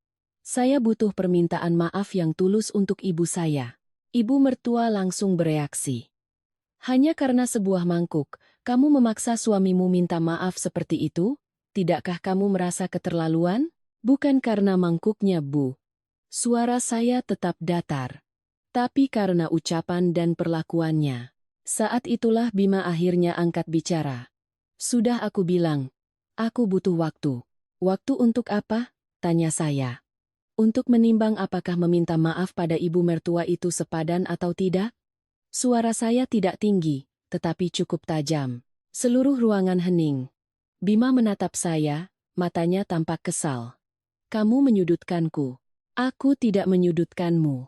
Balas saya. Aku hanya mengatakan apa yang aku butuhkan. Paman Hendra mengangkat tangan, memberi isyarat agar kami berdua tenang. Sudah, biar paman yang bicara. Semua orang diam. Di dalam keluarga, apapun bisa diselesaikan selama masih ada rasa hormat, kata Paman Hendra perlahan. Sebuah permintaan maaf, jika tulus, tidak akan mengurangi apapun. Sebaliknya, itu bisa menyelamatkan banyak hal. Bima menunduk, tidak bicara. Bibi Ratih kemudian menambahkan dengan lembut, perempuan itu bisa sabar dalam banyak hal, tapi kalau sudah menyangkut orang tua, itu yang paling sulit. Bibi paham. Ibu mertua tidak lagi berkomentar, tetapi raut wajahnya tidak senang. Saya tahu beliau tidak terbiasa mendengar orang lain membela menantunya. Suasana menjadi canggung. Saya tidak lagi menekan. Saya sudah menyampaikan bagian saya. Sisanya bukan lagi keputusan saya. Beberapa saat kemudian, Bima mengangkat kepala. Beri saya sedikit waktu lagi. Saya menatapnya. Aku sudah memberikannya. Dia terdiam. Saya melihat pergulatan di matanya. Mungkin ini pertama kalinya dia harus menghadapi kenyataan bahwa dia tidak bisa menyelesaikan segalanya dengan menghindar atau menekan. Saya berdiri. Saya sudah mengatakan semuanya. Jika tidak ada lagi yang perlu dibicarakan, saya permisi pulang. Ibu mertua menatap saya, sepertinya ingin menahan, tetapi akhirnya tidak berkata apa-apa. Mungkin beliau sadar, saat ini bicara lebih banyak hanya akan memperburuk keadaan. Bima ikut berdiri, aku antar. Tidak usah, kata saya. Aku bisa pulang sendiri. Dia tidak lagi memaksa. Kami berdiri berhadapan selama beberapa detik, tidak ada yang bicara lagi. Saya berbalik dan melangkah ke pintu. Saat membukanya, saya mendengar suara Paman Hendra dari belakang, masalah ini, sebaiknya kamu pikirkan baik-baik, Bima. Saya tidak menoleh. Saya tahu kalimat itu bukan untuk saya. Keluar dari rumah. Saya menarik napas dalam-dalam. Udara di luar terasa lebih sejuk, lebih lega. Saya tidak merasa sepenuhnya ringan, tetapi juga tidak seberat sebelumnya. Setidaknya, segalanya telah dibicarakan secara terbuka. Malam itu, saya kembali ke apartemen dan duduk sendirian. Saya memikirkan pertemuan tadi. Saya tidak tahu apa keputusan Bima nanti, tetapi saya tahu saya telah melakukan hal yang benar untuk diri saya sendiri. Ponsel di meja tetap sunyi. Saya tidak menunggu, tetapi juga tidak menghindar. Sebuah pintu telah terbuka. Melangkah maju atau berhenti, kini tidak lagi hanya bergantung pada saya seorang. 3 hari setelah pertemuan di rumah, hidup saya tetap berjalan dalam ritme yang sama. Pagi berangkat kerja, sore kembali ke apartemen kecil, memasak dan membereskan semuanya sendiri. Segalanya rapi, sederhana, tanpa campur tangan, tanpa penilaian. Kadang, saya duduk sendirian memandangi seisi ruangan, dan tiba-tiba menyadari bahwa kesunyian yang dulu saya anggap sebagai kesepian, kini terasa seperti sebuah kedamaian. Bima tidak menghubungi saya selama 3 hari itu. Saya pun tidak mengirim pesan atau menelepon. Bukan saya menunggu, tetapi saya paham. Jika ada sesuatu yang perlu disampaikan, dia harus melangkah sendiri. Pada hari keempat, saat saya baru saja selesai bekerja, ponsel saya berdering. Bukan pesan, melainkan panggilan video dari ibu. Saya sedikit terkejut, tetapi tetap mengangkatnya. Layar menampilkan wajah ibu, dengan latar belakang dapur yang akrab di kampung. Lampu kuning, kompor gas lama, panci aluminium di atasnya, semuanya terasa begitu akrab. Sudah makan nak? Tanya ibu. Belum bu. Baru sampai. Kalau begitu ibu bicara sebentar saja, nanti kamu lapar, kata ibu, lalu terdengar ragu sejenak. Hari ini ada yang datang ke rumah. Saya sedikit tertegun. Siapa bu? Bima, kata ibu. Saya terdiam beberapa detik. Dia datang untuk apa? Ibu juga tidak tahu sebelumnya, kata ibu perlahan. Dia datang dari pagi, membawa oleh-oleh, katanya mau menengok ayah dan ibu. Ayah di mana sekarang, Bu? Ayahmu sedang istirahat di kamar. Tadi pagi habis dari kebun. Kecapekan. Saya menarik napas pelan. Lalu dia bilang apa? Ibu tidak langsung menjawab. Beliau mengarahkan kamera sedikit keluar. Saya bisa melihat sebagian ruang tamu, meja kayu tua, set kursi yang sudah usang, dan Bima sedang duduk di sana. Dia mengenakan kemeja putih, tangannya diletakkan di atas lutut, punggungnya tegak, tidak lagi memancarkan kepercayaan diri seperti biasanya. Di hadapannya, secangkir teh buatan ibu masih utuh. Biar ibu panggil dia untuk bicara denganmu, kata ibu. Tunggu bu. Saya buru-buru mencegah. Biar saja dulu. Saya mau tanya ibu. Ibu mengarahkan kamera kembali padanya. Iya. Tanyalah. Sudah berapa lama dia di sana? Dari sekitar jam 12 siang, jawab ibu. Duduk di situ sejak tadi. Bicara sedikit dengan ibu. Menanyakan kabar ayahmu. Lalu tidak banyak bicara lagi.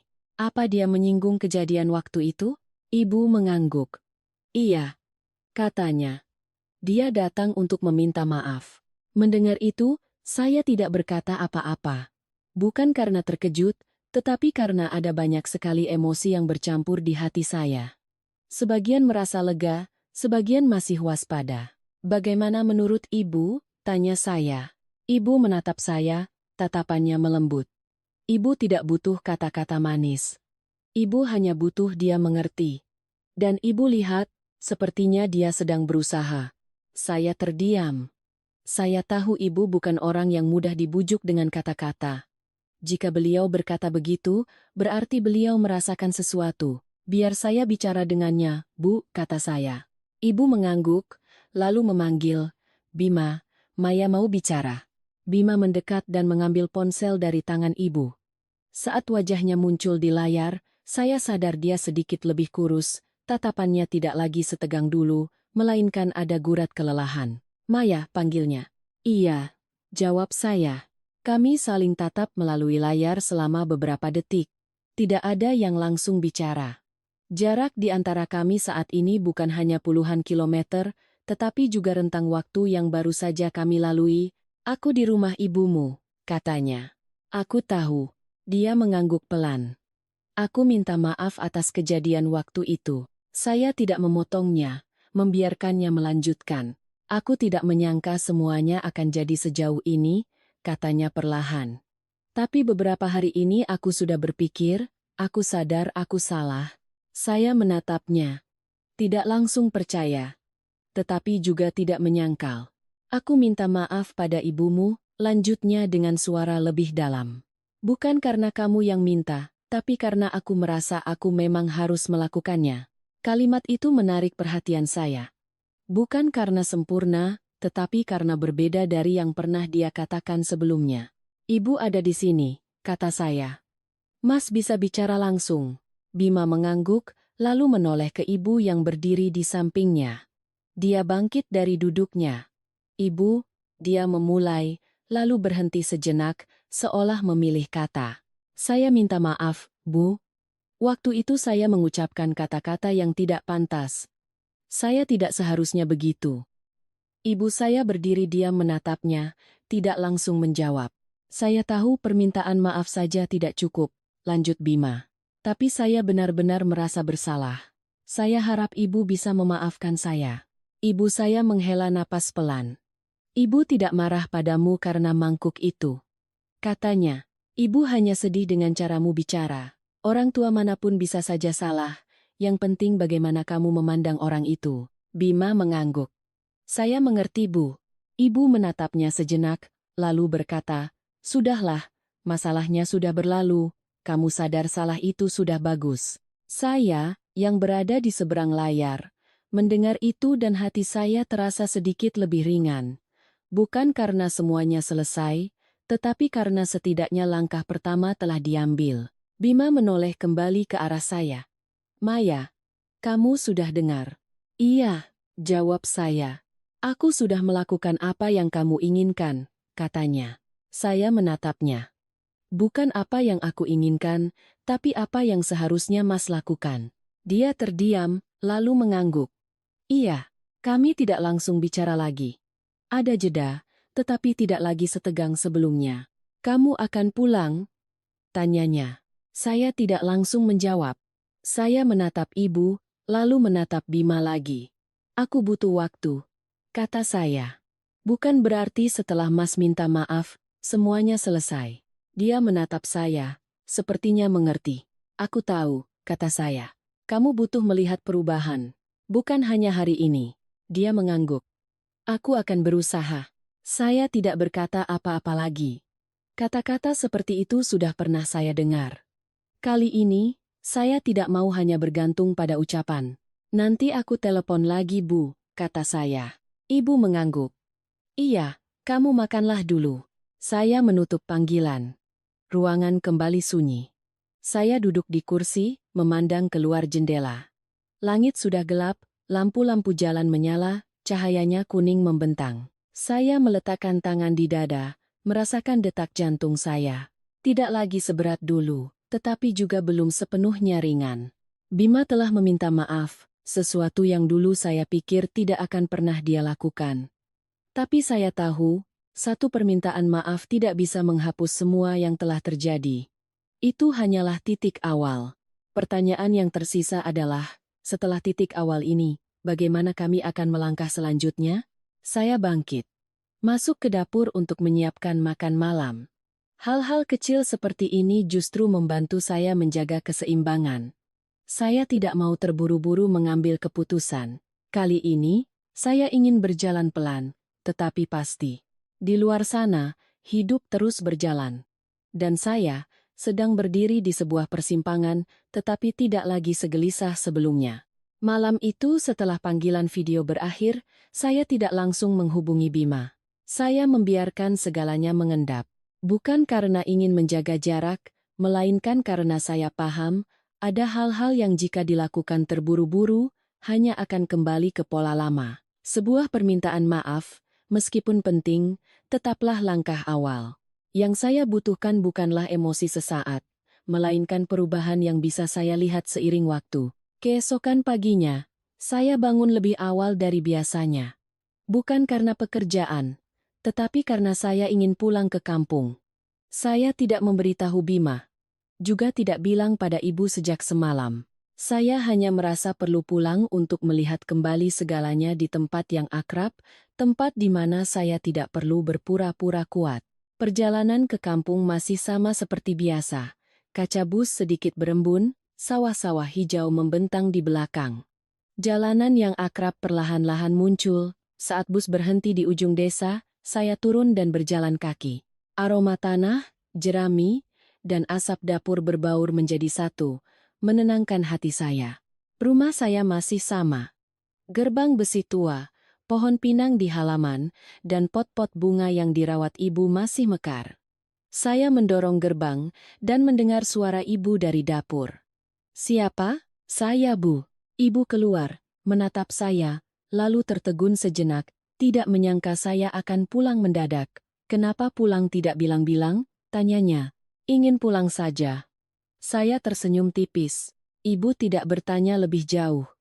Beliau kembali ke dapur, mengambil piring dan menyiapkan satu porsi makan lagi. Makan siang hari itu sangat sederhana, ikan goreng, lalapan, dan semangkuk sayur asam. Saya duduk dan makan bersama ibu, perasaan akrab itu membuat saya hampir lupa pada semua yang baru saja terjadi. Selesai makan, saya duduk di teras. Angin sepoi-sepoi membawa suara gemerisik daun.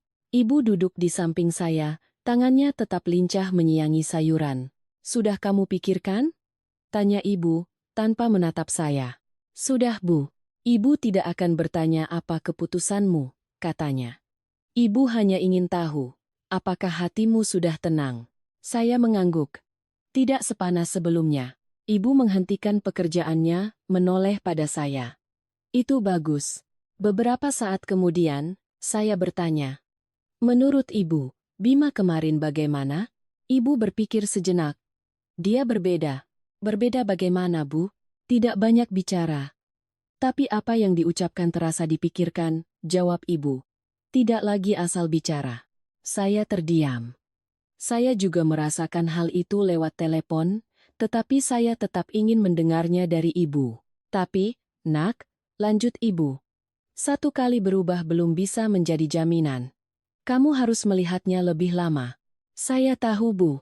Saya mengangguk. Sore harinya, saya ke kebun belakang, tempat ayah biasa menghabiskan waktu. Beliau sedang menyirami tanaman, postur tubuhnya sedikit membungkuk tetapi gerakannya masih teratur. Melihat saya, beliau hanya mengangguk, tidak banyak bertanya. "Sudah pulang, Nak?" "Iya, Yah." Kami berdua berdiri berdampingan, tidak banyak bicara. Saya mengambil selang air dan membantu ayah menyirami beberapa bedeng sayuran. Kegiatan sederhana seperti ini justru membuat hati saya lebih stabil. Beberapa saat kemudian, ayah berkata, "Masalahmu, ayah sudah dengar dari ibumu." Saya tidak terkejut. Di rumah ini, tidak ada rahasia yang bisa bertahan lama. "Bagaimana menurutmu?" tanyanya. "Saya tidak mau kembali seperti dulu." Jawab saya jujur. Ayah mengangguk. "Benar." Saya sedikit terkejut. "Ayah tidak menyuruh saya bersabar?" Beliau menatap saya, tatapannya dalam. "Sabar untuk hal yang benar itu baik. Sabar untuk hal yang salah, lama-lama akan menjadi kebiasaan. Orang lain akan menganggapmu tidak punya harga diri." Kata-kata ayah mengingatkan saya pada pesan ibu. Mereka berdua, dengan cara yang berbeda, menuntun saya ke satu titik yang sama. Tapi ayah juga tidak mau kamu langsung menyerah, lanjutnya. Keluarga itu bukan sesuatu yang bisa ditinggalkan begitu saja. Kamu harus lihat, apakah dia benar-benar berubah. Jika iya, masih ada jalan, jika tidak, kamu harus tahu kapan harus berhenti. Saya berdiri diam, meresapi setiap katanya. Dulu, mungkin saya tidak akan paham sepenuhnya, tetapi sekarang, segalanya terasa begitu jelas. Malam itu saya menginap di rumah. Kamar lama saya masih sama. Meja belajar, rak buku, segalanya seolah diawetkan sejak saya menikah. Saya berbaring, menatap langit-langit, merasa seperti kembali ke masa lalu yang jauh, saat segalanya masih sederhana. Ponsel berdering. Bima. Saya menatapnya sejenak, lalu mengangkatnya. Kamu pulang kampung? Tanyanya. Iya. Kenapa tidak bilang? Aku ingin pulang sendiri. Dia terdiam beberapa detik. Aku boleh ke sana? Saya tidak langsung menjawab. Untuk apa? Untuk menemuimu, katanya. Saya berpikir sejenak. Mas sudah di sana, kan? Dia terdengar sedikit ragu, lalu berkata, iya, aku di ujung desa. Saya menghela napas pelan. Tunggu di situ. Saya keluar. Langit gelap, jalanan desa minim penerangan, hanya ada cahaya remang-remang dari rumah-rumah warga. Saya berjalan ke ujung desa dan melihat Bima berdiri di samping mobilnya, penampilannya tidak lagi sejarak sebelumnya. Kapan sampai? Tanya saya. Baru saja. Jawabnya. Kami berdiri berhadapan, tidak ada yang terburu-buru bicara. Aku sudah minta maaf, kan, Maya? Dia yang memulai. Aku tahu. Aku juga sudah bicara dengan ibuku, lanjutnya. Tidak semua hal akan sama seperti dulu lagi. Saya menatapnya, tidak bertanya lebih jauh, ingin mendengar dia mengatakannya sendiri. Aku tidak bilang aku akan berubah total, katanya perlahan. Tapi aku sadar, kalau aku terus seperti dulu, aku akan kehilanganmu. Kalimat itu tidak indah, tetapi terasa jujur. Bukan hanya kehilangan aku, kata saya, tapi juga kehilangan dirimu sendiri. Dia menatap saya, matanya tampak hening. Aku tidak butuh Mas berubah karena aku, kata saya. Aku butuh Mas mengerti mana yang benar. Dia mengangguk. Aku sedang berusaha. Kami berdiri di sana, di tengah jalan desa yang sunyi. Tidak ada yang menekan, tidak ada yang ikut campur, hanya kami berdua, setelah menempuh jalan yang panjang, kini berhenti untuk saling melihat dengan lebih jelas. Aku belum akan pulang, kata saya. Aku tahu, jawabnya. Tapi aku juga tidak menutup pintu, lanjut saya. Dia mengangguk. Seolah sudah mengerti. Angin malam berembus, membawa aroma khas pedesaan. Saya menatap Bima, lalu menatap jalan di depan. Bukan lagi dua arah yang terpisah, melainkan sebuah persimpangan yang masih bisa dipertimbangkan.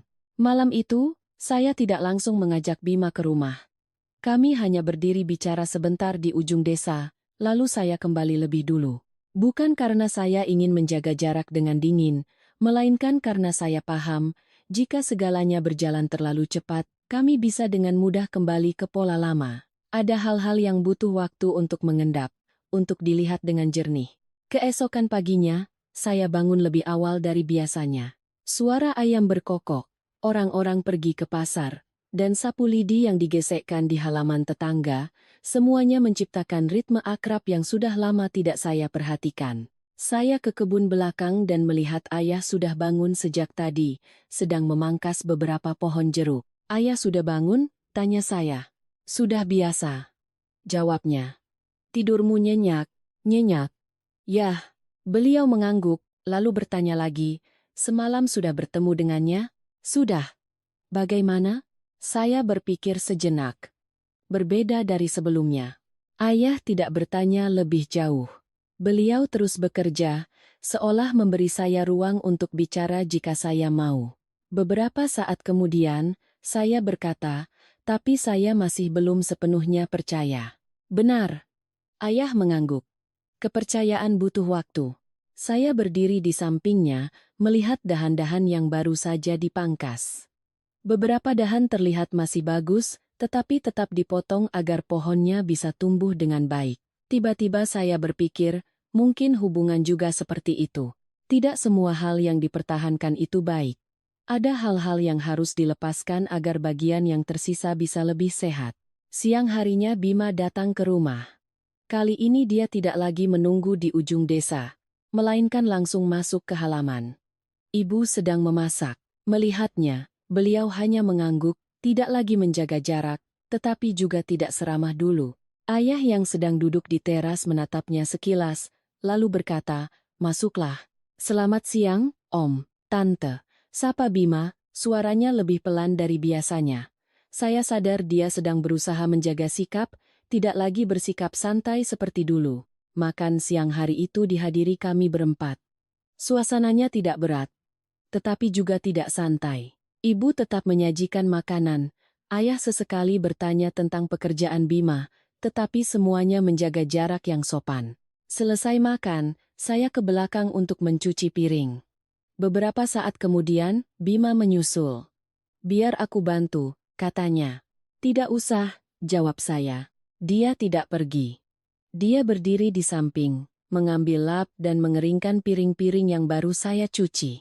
Tindakan yang dulu jarang sekali dia lakukan, bukan karena tidak bisa, tetapi karena tidak pernah menganggap itu sebagai tugasnya. Kami bekerja dalam diam. Suara air mengalir dan piring yang beradu pelan menciptakan ritme yang teratur. "Sore ini kamu di sini?" tanya saya. "Rencananya mau pulang," jawabnya. "Masih ada pekerjaan?" Saya mengangguk. "Iya." Dia selesai mengelap, meletakkan lapnya. "Maya." "Iya. Aku tidak berharap kamu langsung kembali," katanya. "Tapi aku ingin kamu melihat bahwa aku sedang berusaha." Saya menatapnya. Aku melihatnya. Tapi aku belum mempercayainya. "Aku tahu." Dia mengangguk, tanpa terlihat kesal. "Aku mengerti." Kalimat sederhana itu adalah sesuatu yang jarang dia lakukan dulu, menerima perasaan saya tanpa membantah. Sore itu, Bima kembali ke kota. Saya berdiri memandanginya pergi, tidak ada perasaan kehilangan seperti dulu, tetapi juga tidak sepenuhnya acuh tak acuh. Saya tahu, di antara kami sedang ada masa transisi yang tidak jelas akan menuju kemana. Saya tinggal di kampung 2 hari lagi. Selama itu, saya tidak banyak berkomunikasi dengan Bima. Sesekali dia mengirim pesan menanyakan kabar. Saya menjawab singkat, tidak dingin, tetapi juga tidak akrab. Pada hari ketiga, saya kembali ke kota. Saat melangkah masuk ke apartemen kecil saya, segalanya masih serapi saat saya tinggalkan. Tidak ada yang berubah, tetapi saya merasa diri saya telah berbeda. Malam itu, Bima mengirim pesan. "Aku boleh ke sana?" Saya menatap layar sejenak lalu membalas. "Boleh." Dia datang sekitar 20 menit kemudian. Saat saya membuka pintu, dia berdiri di sana sambil membawa sebuah kantong belanja. "Aku beli beberapa barang," katanya, "tidak tahu kamu butuh atau tidak." Saya menerimanya. Di dalamnya ada beberapa barang sederhana, buah-buahan, susu, dan beberapa makanan instan. Bukan sesuatu yang istimewa, tetapi ini adalah hal-hal yang dulu biasa saya beli sendiri. "Terima kasih," kata saya. Dia masuk, melihat sekeliling ruangan. "Tempat ini kecil, tapi rapi." "Iya." Kami duduk. Tidak ada jarak yang terlalu jauh. Tetapi juga tidak sedekat dulu. "Aku sudah bicara dengan ibuku," kata Bima. "Aku tahu," jawab saya. "Tidak mudah, akunya. Tapi aku tidak mau semuanya kembali seperti dulu." Saya menatapnya. "Mas bilang begitu, aku dengar. Tapi aku perlu melihatnya dalam jangka panjang." Dia mengangguk. "Aku mengerti." Beberapa dia berkata, "Maya, apa kamu memikirkan untuk kembali?" Saya tidak langsung menjawab. Saya menunduk, lalu menatapnya lagi. "Iya, aku memikirkannya," kata saya. "Tapi bukan kembali seperti dulu." Dia terdiam, menunggu saya melanjutkan. "Jika kembali, harus dengan cara yang berbeda," kata saya. "Ada batasan, ada rasa hormat." Dia mengangguk. "Aku setuju." "Bukan hanya setuju," tambah saya. "Harus dilakukan." "Aku akan melakukannya," jawabnya. Saya tidak membantah, tetapi juga tidak langsung mengiyakan. Saya telah belajar satu hal, kata-kata hanyalah permulaan. Kami duduk lebih lama, membicarakan hal-hal sederhana. Tidak ada lagi perdebatan, tidak ada lagi ketegangan, tetapi juga belum terasa normal. Saat Bima bangkit untuk pulang, dia berhenti di pintu. Maya, iya, terima kasih karena belum menyerah, katanya. Saya menatapnya. Aku tidak menyerah. Aku hanya tidak mau menerima kesalahan. Dia mengangguk, lalu pergi. Saya menutup pintu, bersandar sejenak. Hati saya tidak lagi bergejolak seperti dulu, tetapi juga belum sepenuhnya tenang. Saya tahu kami berada di titik yang sangat rapuh. Satu langkah yang benar, segalanya bisa membaik. Satu langkah yang salah, semuanya bisa hancur. Saya masuk ke dalam, menata barang-barang yang dibawanya. Hal-hal kecil, tetapi membuat saya banyak berpikir. Mungkin perubahan bukanlah sesuatu yang terjadi dalam semalam, tetapi jika tidak dimulai, ia tidak akan pernah ada. Beberapa hari setelah itu, Bima tidak lagi datang mendadak. Dia tidak mengirim pesan terus-menerus, tidak menelepon tiba-tiba, tidak menciptakan tekanan. Sesekali di malam hari, dia mengirim pesan singkat. Sudah makan? Atau, hari ini pulang telat? Saya menjawab singkat, tidak dingin tapi juga tidak hangat. Ada jarak yang sopan di antara kami, tidak lagi asing tapi belum juga akrab. Suatu sore saat saya baru selesai bekerja, saya menerima pesan dari ibu mertua. Maya, akhir pekan ini pulanglah. Tidak ada pertanyaan, juga tidak ada alasan. Saya menatap pesan itu, berpikir sejenak, lalu membalas, baik, Bu, saya akan pulang. Saya tahu ini adalah sesuatu yang harus dihadapi. Masalah ini tidak bisa hanya diselesaikan antara saya dan Bima dengan mengabaikan orang lain dalam keluarga. Akhir pekan itu saya pulang. Perasaan melangkah masuk ke rumah itu kali ini sangat berbeda. Tidak ada lagi perasaan tertekan, tidak ada lagi perasaan harus berusaha menyenangkan siapapun. Saya masuk dengan pikiran yang lebih tenang dan jelas. Ibu mertua sedang duduk di ruang tamu. Melihat saya, beliau menatap sejenak lalu berkata, "Sudah pulang, Nak?" "Iya, Bu." Saya duduk, menjaga jarak yang pas. Tidak akrab, tetapi juga tidak dingin. "Bagaimana kabarmu di luar sana?" tanyanya. "Baik, Bu." Beliau mengangguk, lalu berkata, "Ibu mau bicara." Saya tidak memotongnya. Soal kejadian waktu itu, beliau memulai, lalu berhenti sejenak. "Ibu juga ada salahnya." Bicaranya tidak dipikirkan. Saya sedikit terkejut, bukan karena permintaan maafnya, tetapi karena cara bicaranya. Dulu, beliau jarang sekali mengakui kesalahan, bahkan sebagian kecil pun. "Saya mengerti, Bu," kata saya. "Tapi kamu juga harus mengerti Ibu," lanjutnya. "Ibu sudah terbiasa di rumah ini, kalau ada yang tidak cocok langsung bicara. Tidak selalu berpikir bagaimana perasaan orang lain." Saya mendengarkan tanpa membantah. Saya paham ini adalah caranya menjelaskan, bukan sepenuhnya mengakui kesalahan, tetapi ini adalah sebuah langkah maju. "Saya tidak menyalahkan Ibu karena satu ucapan," kata saya. "Saya hanya berharap ke depannya Ibu bisa lebih berhati-hati." Beliau menatap saya. Sepertinya tidak terbiasa dengan cara saya bicara terus terang, tetapi beliau tidak membantah. "Iya," beliau mengangguk. "Ibu akan coba." Suasana di antara kami tidak lagi setegang dulu, tetapi masih ada lapisan tipis yang belum sepenuhnya hilang. Beberapa saat kemudian, Bima turun dari kamarnya. Dia menatap saya. Matanya tidak lagi menjaga jarak, tetapi juga tidak terburu-buru. "Sudah pulang," katanya. "Iya." Kami duduk di ruangan yang sama, tidak banyak bicara. Bukan karena tidak ada yang ingin dibicarakan, tetapi karena masing-masing sedang menimbang setiap kata. Siangnya saya ke dapur untuk membantu memasak. Ibu mertua tidak melarang, juga tidak menyuruh-nyuruh seperti dulu. Beliau hanya berdiri di samping, mengerjakan bagiannya. Kami berdua bekerja, tidak banyak bicara, tetapi tidak ada perasaan canggung. Saat sedang mencuci sayur, beliau berkata, "Kamu tinggal sendiri di luar, repot tidak?" "Tidak, Bu," jawab saya. "Kalau ada yang kurang, bilang saja." Tambahnya, "Jangan semuanya dipikirkan sendiri." Saya menghentikan pekerjaan saya sejenak, lalu mengangguk.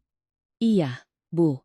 Itu bukan kalimat yang besar, tetapi saya paham. Bagi beliau itu adalah sebuah perubahan. Makan siang berjalan dengan tenang. Tidak ada perdebatan, tidak ada kecanggungan yang berlebihan. Hanya sebuah makan siang biasa, sesuatu yang dulu sangat saya dambakan. Selesai makan, Bima mengajak saya ke balkon. "Bagaimana menurutmu?" tanyanya.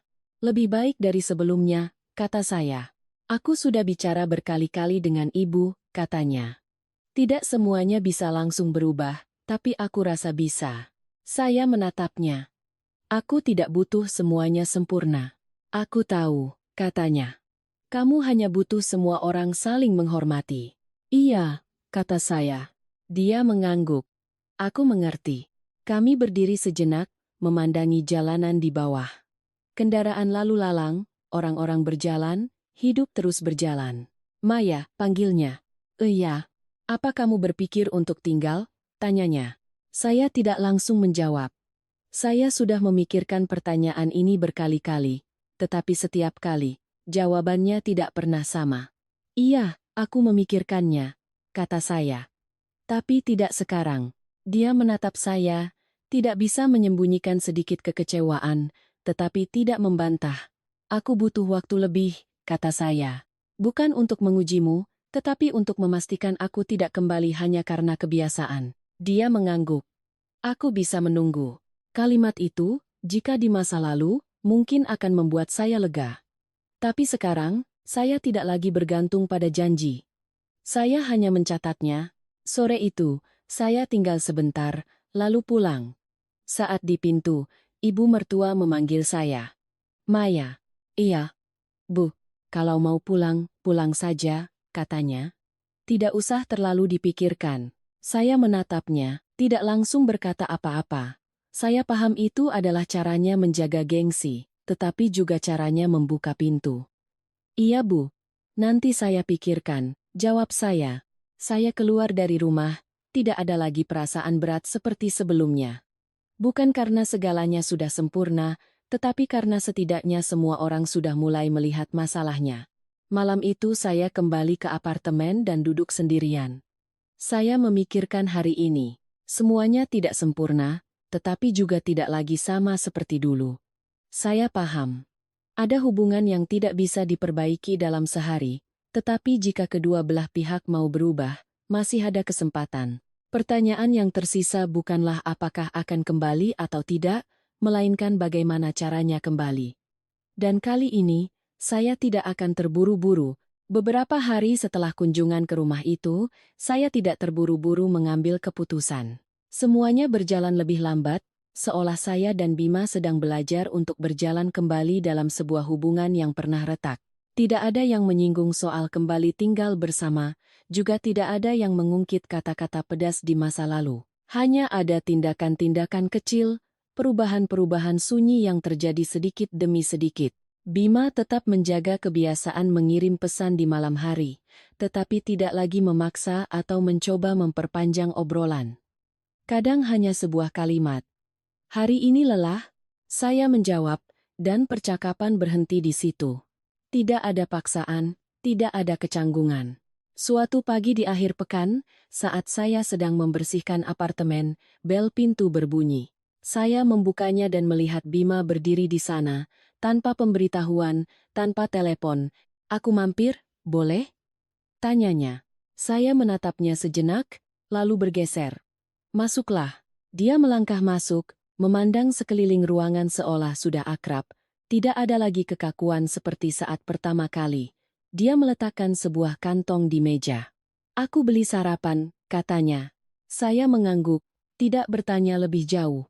Kami duduk dan makan bersama. Suasananya tidak tegang, tetapi juga tidak terlalu dekat.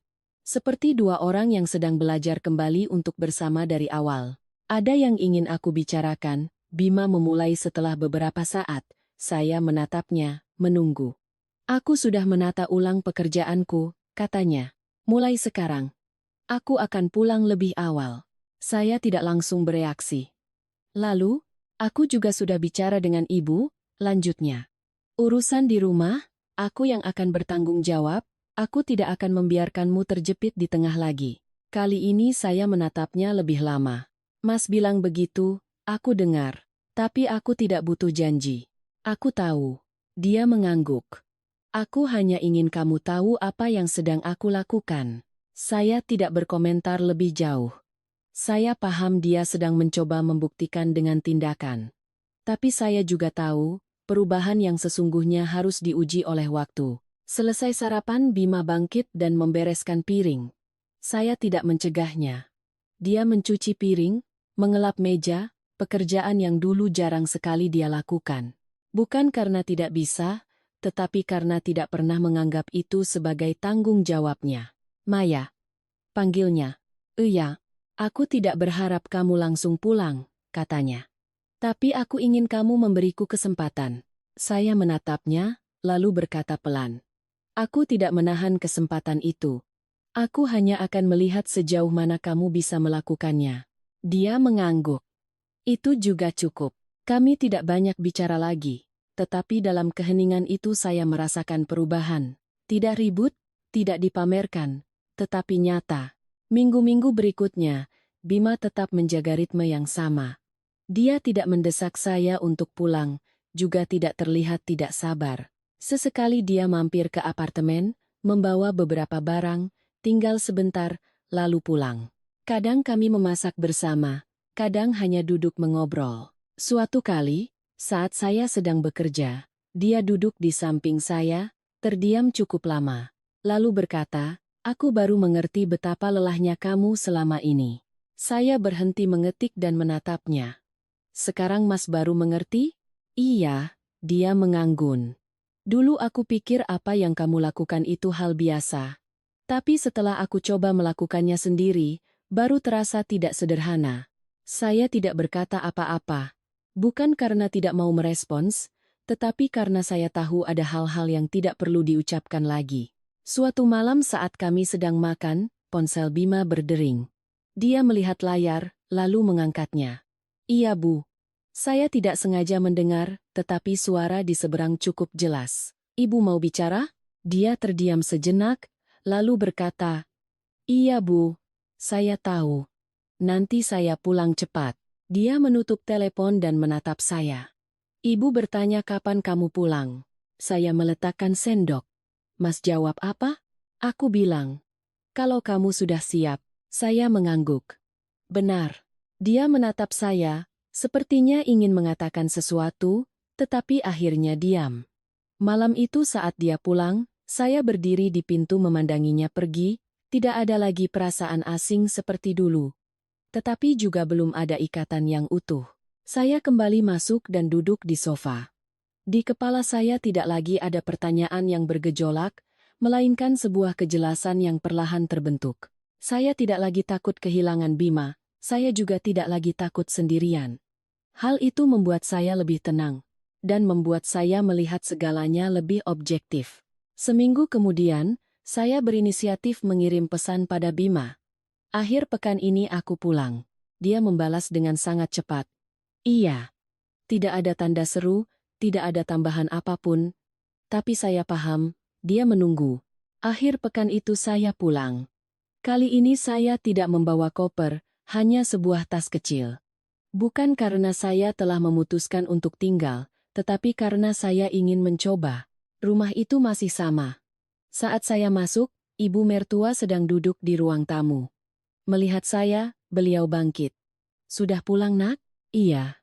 Bu. Suaranya tidak lagi sekaku dulu. Saya pun tidak lagi secanggung sebelumnya. Bima turun dari kamarnya. Dia menatap saya, matanya tidak bisa menyembunyikan penantian. Sudah pulang. Iya. Kami berdiri di sana, tidak ada yang bicara lagi, tetapi kali ini jarak di antara kami tidak lagi sejauh dulu. Malam itu saya menginap. Tidak ada kejadian besar, tidak ada yang mengungkit masa lalu, hanya sebuah malam yang biasa, sesuatu yang telah kami hilangkan dan butuh waktu untuk menemukannya kembali. Saat saya berbaring di kamar yang akrab, saya tidak lagi merasa terasing, tetapi saya juga tidak lupa apa yang telah terjadi. Saya paham. Kembali bukan berarti kembali seperti dulu, melainkan memulai lagi dengan cara yang berbeda. Dan kali ini, saya tidak akan membiarkan diri saya kembali ke posisi yang lama. Malam pertama saya kembali menginap setelah sekian lama, saya tidak langsung tidur. Kamar yang akrab, tempat tidur yang sama, lemari yang isinya tidak berubah, segalanya tampak seperti dulu. Tapi diri saya sendiri sudah berbeda. Saya berbaring menatap langit-langit, mendengar suara kipas angin yang berputar teratur. Hati saya tidak lagi seberat hari-hari pertama, tetapi juga belum sepenuhnya ringan. Saya tahu saya telah kembali, tetapi bukan ke titik awal. Saya berdiri di posisi yang berbeda, dengan cara pandang yang berbeda. Bima berbaring di samping saya, tidak menoleh untuk bicara. Mungkin dia juga paham, saat ini kata-kata tidak diperlukan. Keheningan ini tidak lagi canggung, melainkan jeda yang kami berdua butuhkan untuk bernapas. Keesokan paginya, saya bangun lebih awal. Saya turun ke dapur dan melihat ibu mertua sudah bangun lebih dulu. Beliau sedang merebus air. Melihat saya, beliau sedikit terkejut, lalu berkata, "Sudah bangun, Nak?" "Iya, Bu. Sudah biasa." Saya tidak hanya berdiri mematung. Saya mengambil sayuran dari kulkas dan mulai menyiapkannya untuk sarapan. Beliau tidak melarang, juga tidak menyuruh. Kami berdua bekerja berdampingan, tidak banyak bicara, tetapi suasananya tidak lagi tegang. Beberapa saat kemudian, beliau berkata, "Jadi kamu tinggal di sini lagi?"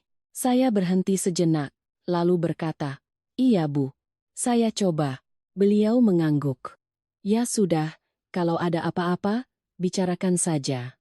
Kalimat itu tidak panjang, tidak emosional, tetapi saya paham, bagi beliau itu adalah sebuah perubahan.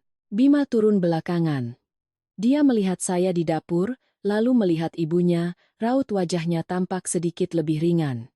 Dia tidak banyak bicara, hanya ikut membantu menata meja. Sarapan pagi itu berjalan normal. Tidak ada yang mengungkit masa lalu, tidak ada yang berusaha mencairkan suasana. Hanya sebuah sarapan biasa seperti keluarga lainnya. Selesai sarapan, saya ke kamar untuk bersiap-siap berangkat kerja. Saat saya sedang mengambil tas, Bima berdiri di pintu. "Aku antar," katanya. "Tidak usah," jawab saya. "Aku bisa berangkat sendiri." Dia tidak memaksa. "Baiklah." Kami berjalan keluar bersama.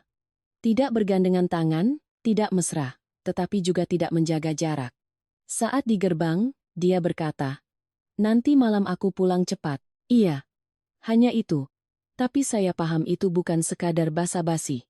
Hari-hari berikutnya, kehidupan kami perlahan memasuki ritme baru.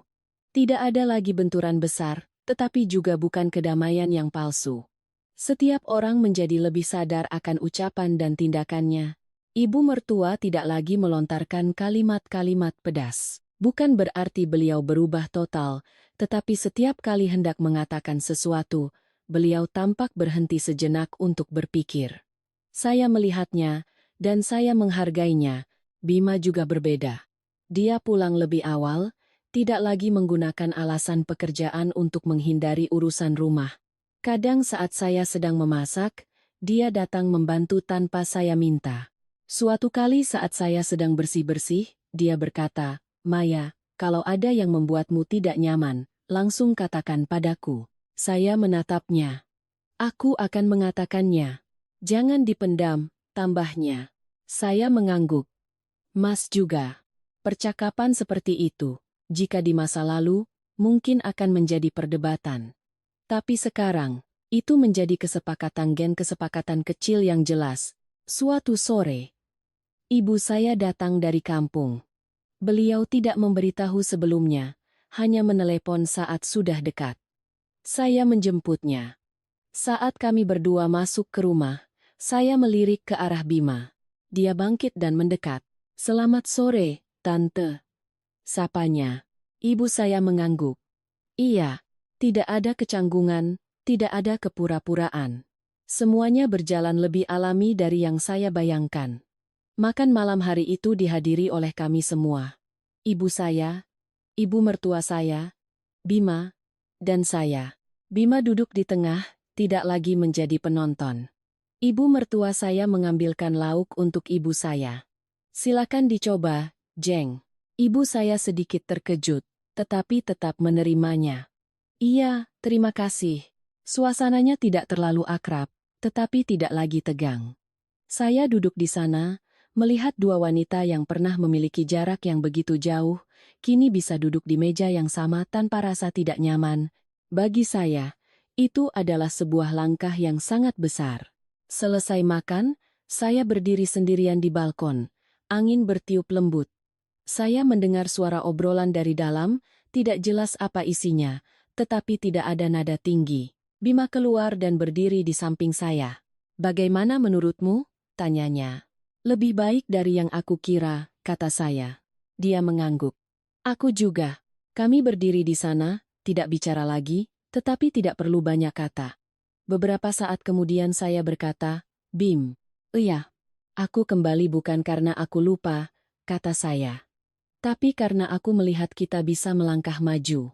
Dia menatap saya, tatapannya serius. "Aku tahu. Tapi jika segalanya kembali seperti dulu," saya berhenti sejenak. "Maka kamu akan pergi?" Dia menyelesaikan kalimat saya. Saya menatapnya dan mengangguk. "Benar." Dia tidak membantah. "Aku tidak mau kehilanganmu lagi." Kalimat itu, kali ini tidak membuat saya terharu seperti dulu, tetapi saya merasa kalimat itu memiliki bobot. Saya kembali masuk. Rumah ini masih sama, tetapi tidak lagi terasa menyesakkan. Bukan karena rumahnya yang berubah total, melainkan karena cara kami berada di dalamnya telah berbeda. Malam itu, saat saya berbaring, saya tidak lagi gelisah. Bukan karena segalanya sudah sempurna, tetapi karena saya tahu, saya telah memilih jalan dengan kesadaran penuh. Saya bukan lagi orang yang bersabar demi menjaga keutuhan keluarga dengan harga berapapun. Saya juga bukan orang yang pergi hanya untuk melindungi ego. Saya hanyalah seseorang yang tahu apa yang saya butuhkan dan berani menjaganya. Hidup ke depannya mungkin masih akan ada gesekan. Tapi saya percaya, ketika setiap orang sudah memahami batasan masing-masing, gesekan itu tidak akan lagi menghancurkan hal-hal yang penting. Dan saya juga paham satu hal. Yang membuat seorang wanita bisa kembali bukanlah karena dia lemah, melainkan karena dia melihat harapan. Sebuah harapan yang dibangun oleh perubahan yang nyata, bukan oleh janji semata. Cerita saya bukanlah sebuah akhir yang sempurna, tetapi sebuah akhir yang cukup untuk melanjutkan perjalanan. Hadirin sekalian, ada cerita-cerita yang tidak dimulai dari hal-hal besar, melainkan hanya dari sebuah mangkuk pecah. Sebuah momen yang sangat kecil dan biasa, tetapi cukup kuat untuk menyingkap semua yang telah lama terpendam dalam sebuah keluarga. Kisah Maya bukanlah kisah yang langka. Dalam hidup ini, berapa banyak wanita yang pernah memilih untuk diam, memilih untuk bersabar, hanya demi menjaga atap rumah agar tetap damai? Namun, pada suatu titik, mereka menyadari bahwa kedamaian itu tidak nyata. Itu hanyalah lapisan tipis yang menutupi retakan yang semakin hari semakin melebar di dalamnya. Yang membuat kita merenung bukanlah keputusan Maya untuk pergi, melainkan caranya kembali. Bukan kembali karena hatinya luluh, bukan karena takut kehilangan sandaran, melainkan kembali ketika ia sudah cukup sadar untuk mengetahui apa yang ia butuhkan dan tidak lagi mau menukar harga dirinya. Seorang wanita yang kuat bukanlah ia yang tidak pernah merasakan sakit, melainkan ia yang berani menghadapi rasa sakit itu, menatapnya lurus, lalu melangkah melewatinya dengan pilihannya sendiri. Dan Bima, mungkin ia sama seperti banyak pria lainnya. Bukan orang jahat, tetapi sudah terbiasa dengan segala sesuatu yang berjalan dalam pola yang lama. Baru ketika ada seseorang yang berhenti bersabar, ia mulai bercermin. Dan yang berharga bukanlah permintaan maafnya, melainkan usahanya untuk berubah, meskipun tidak mudah.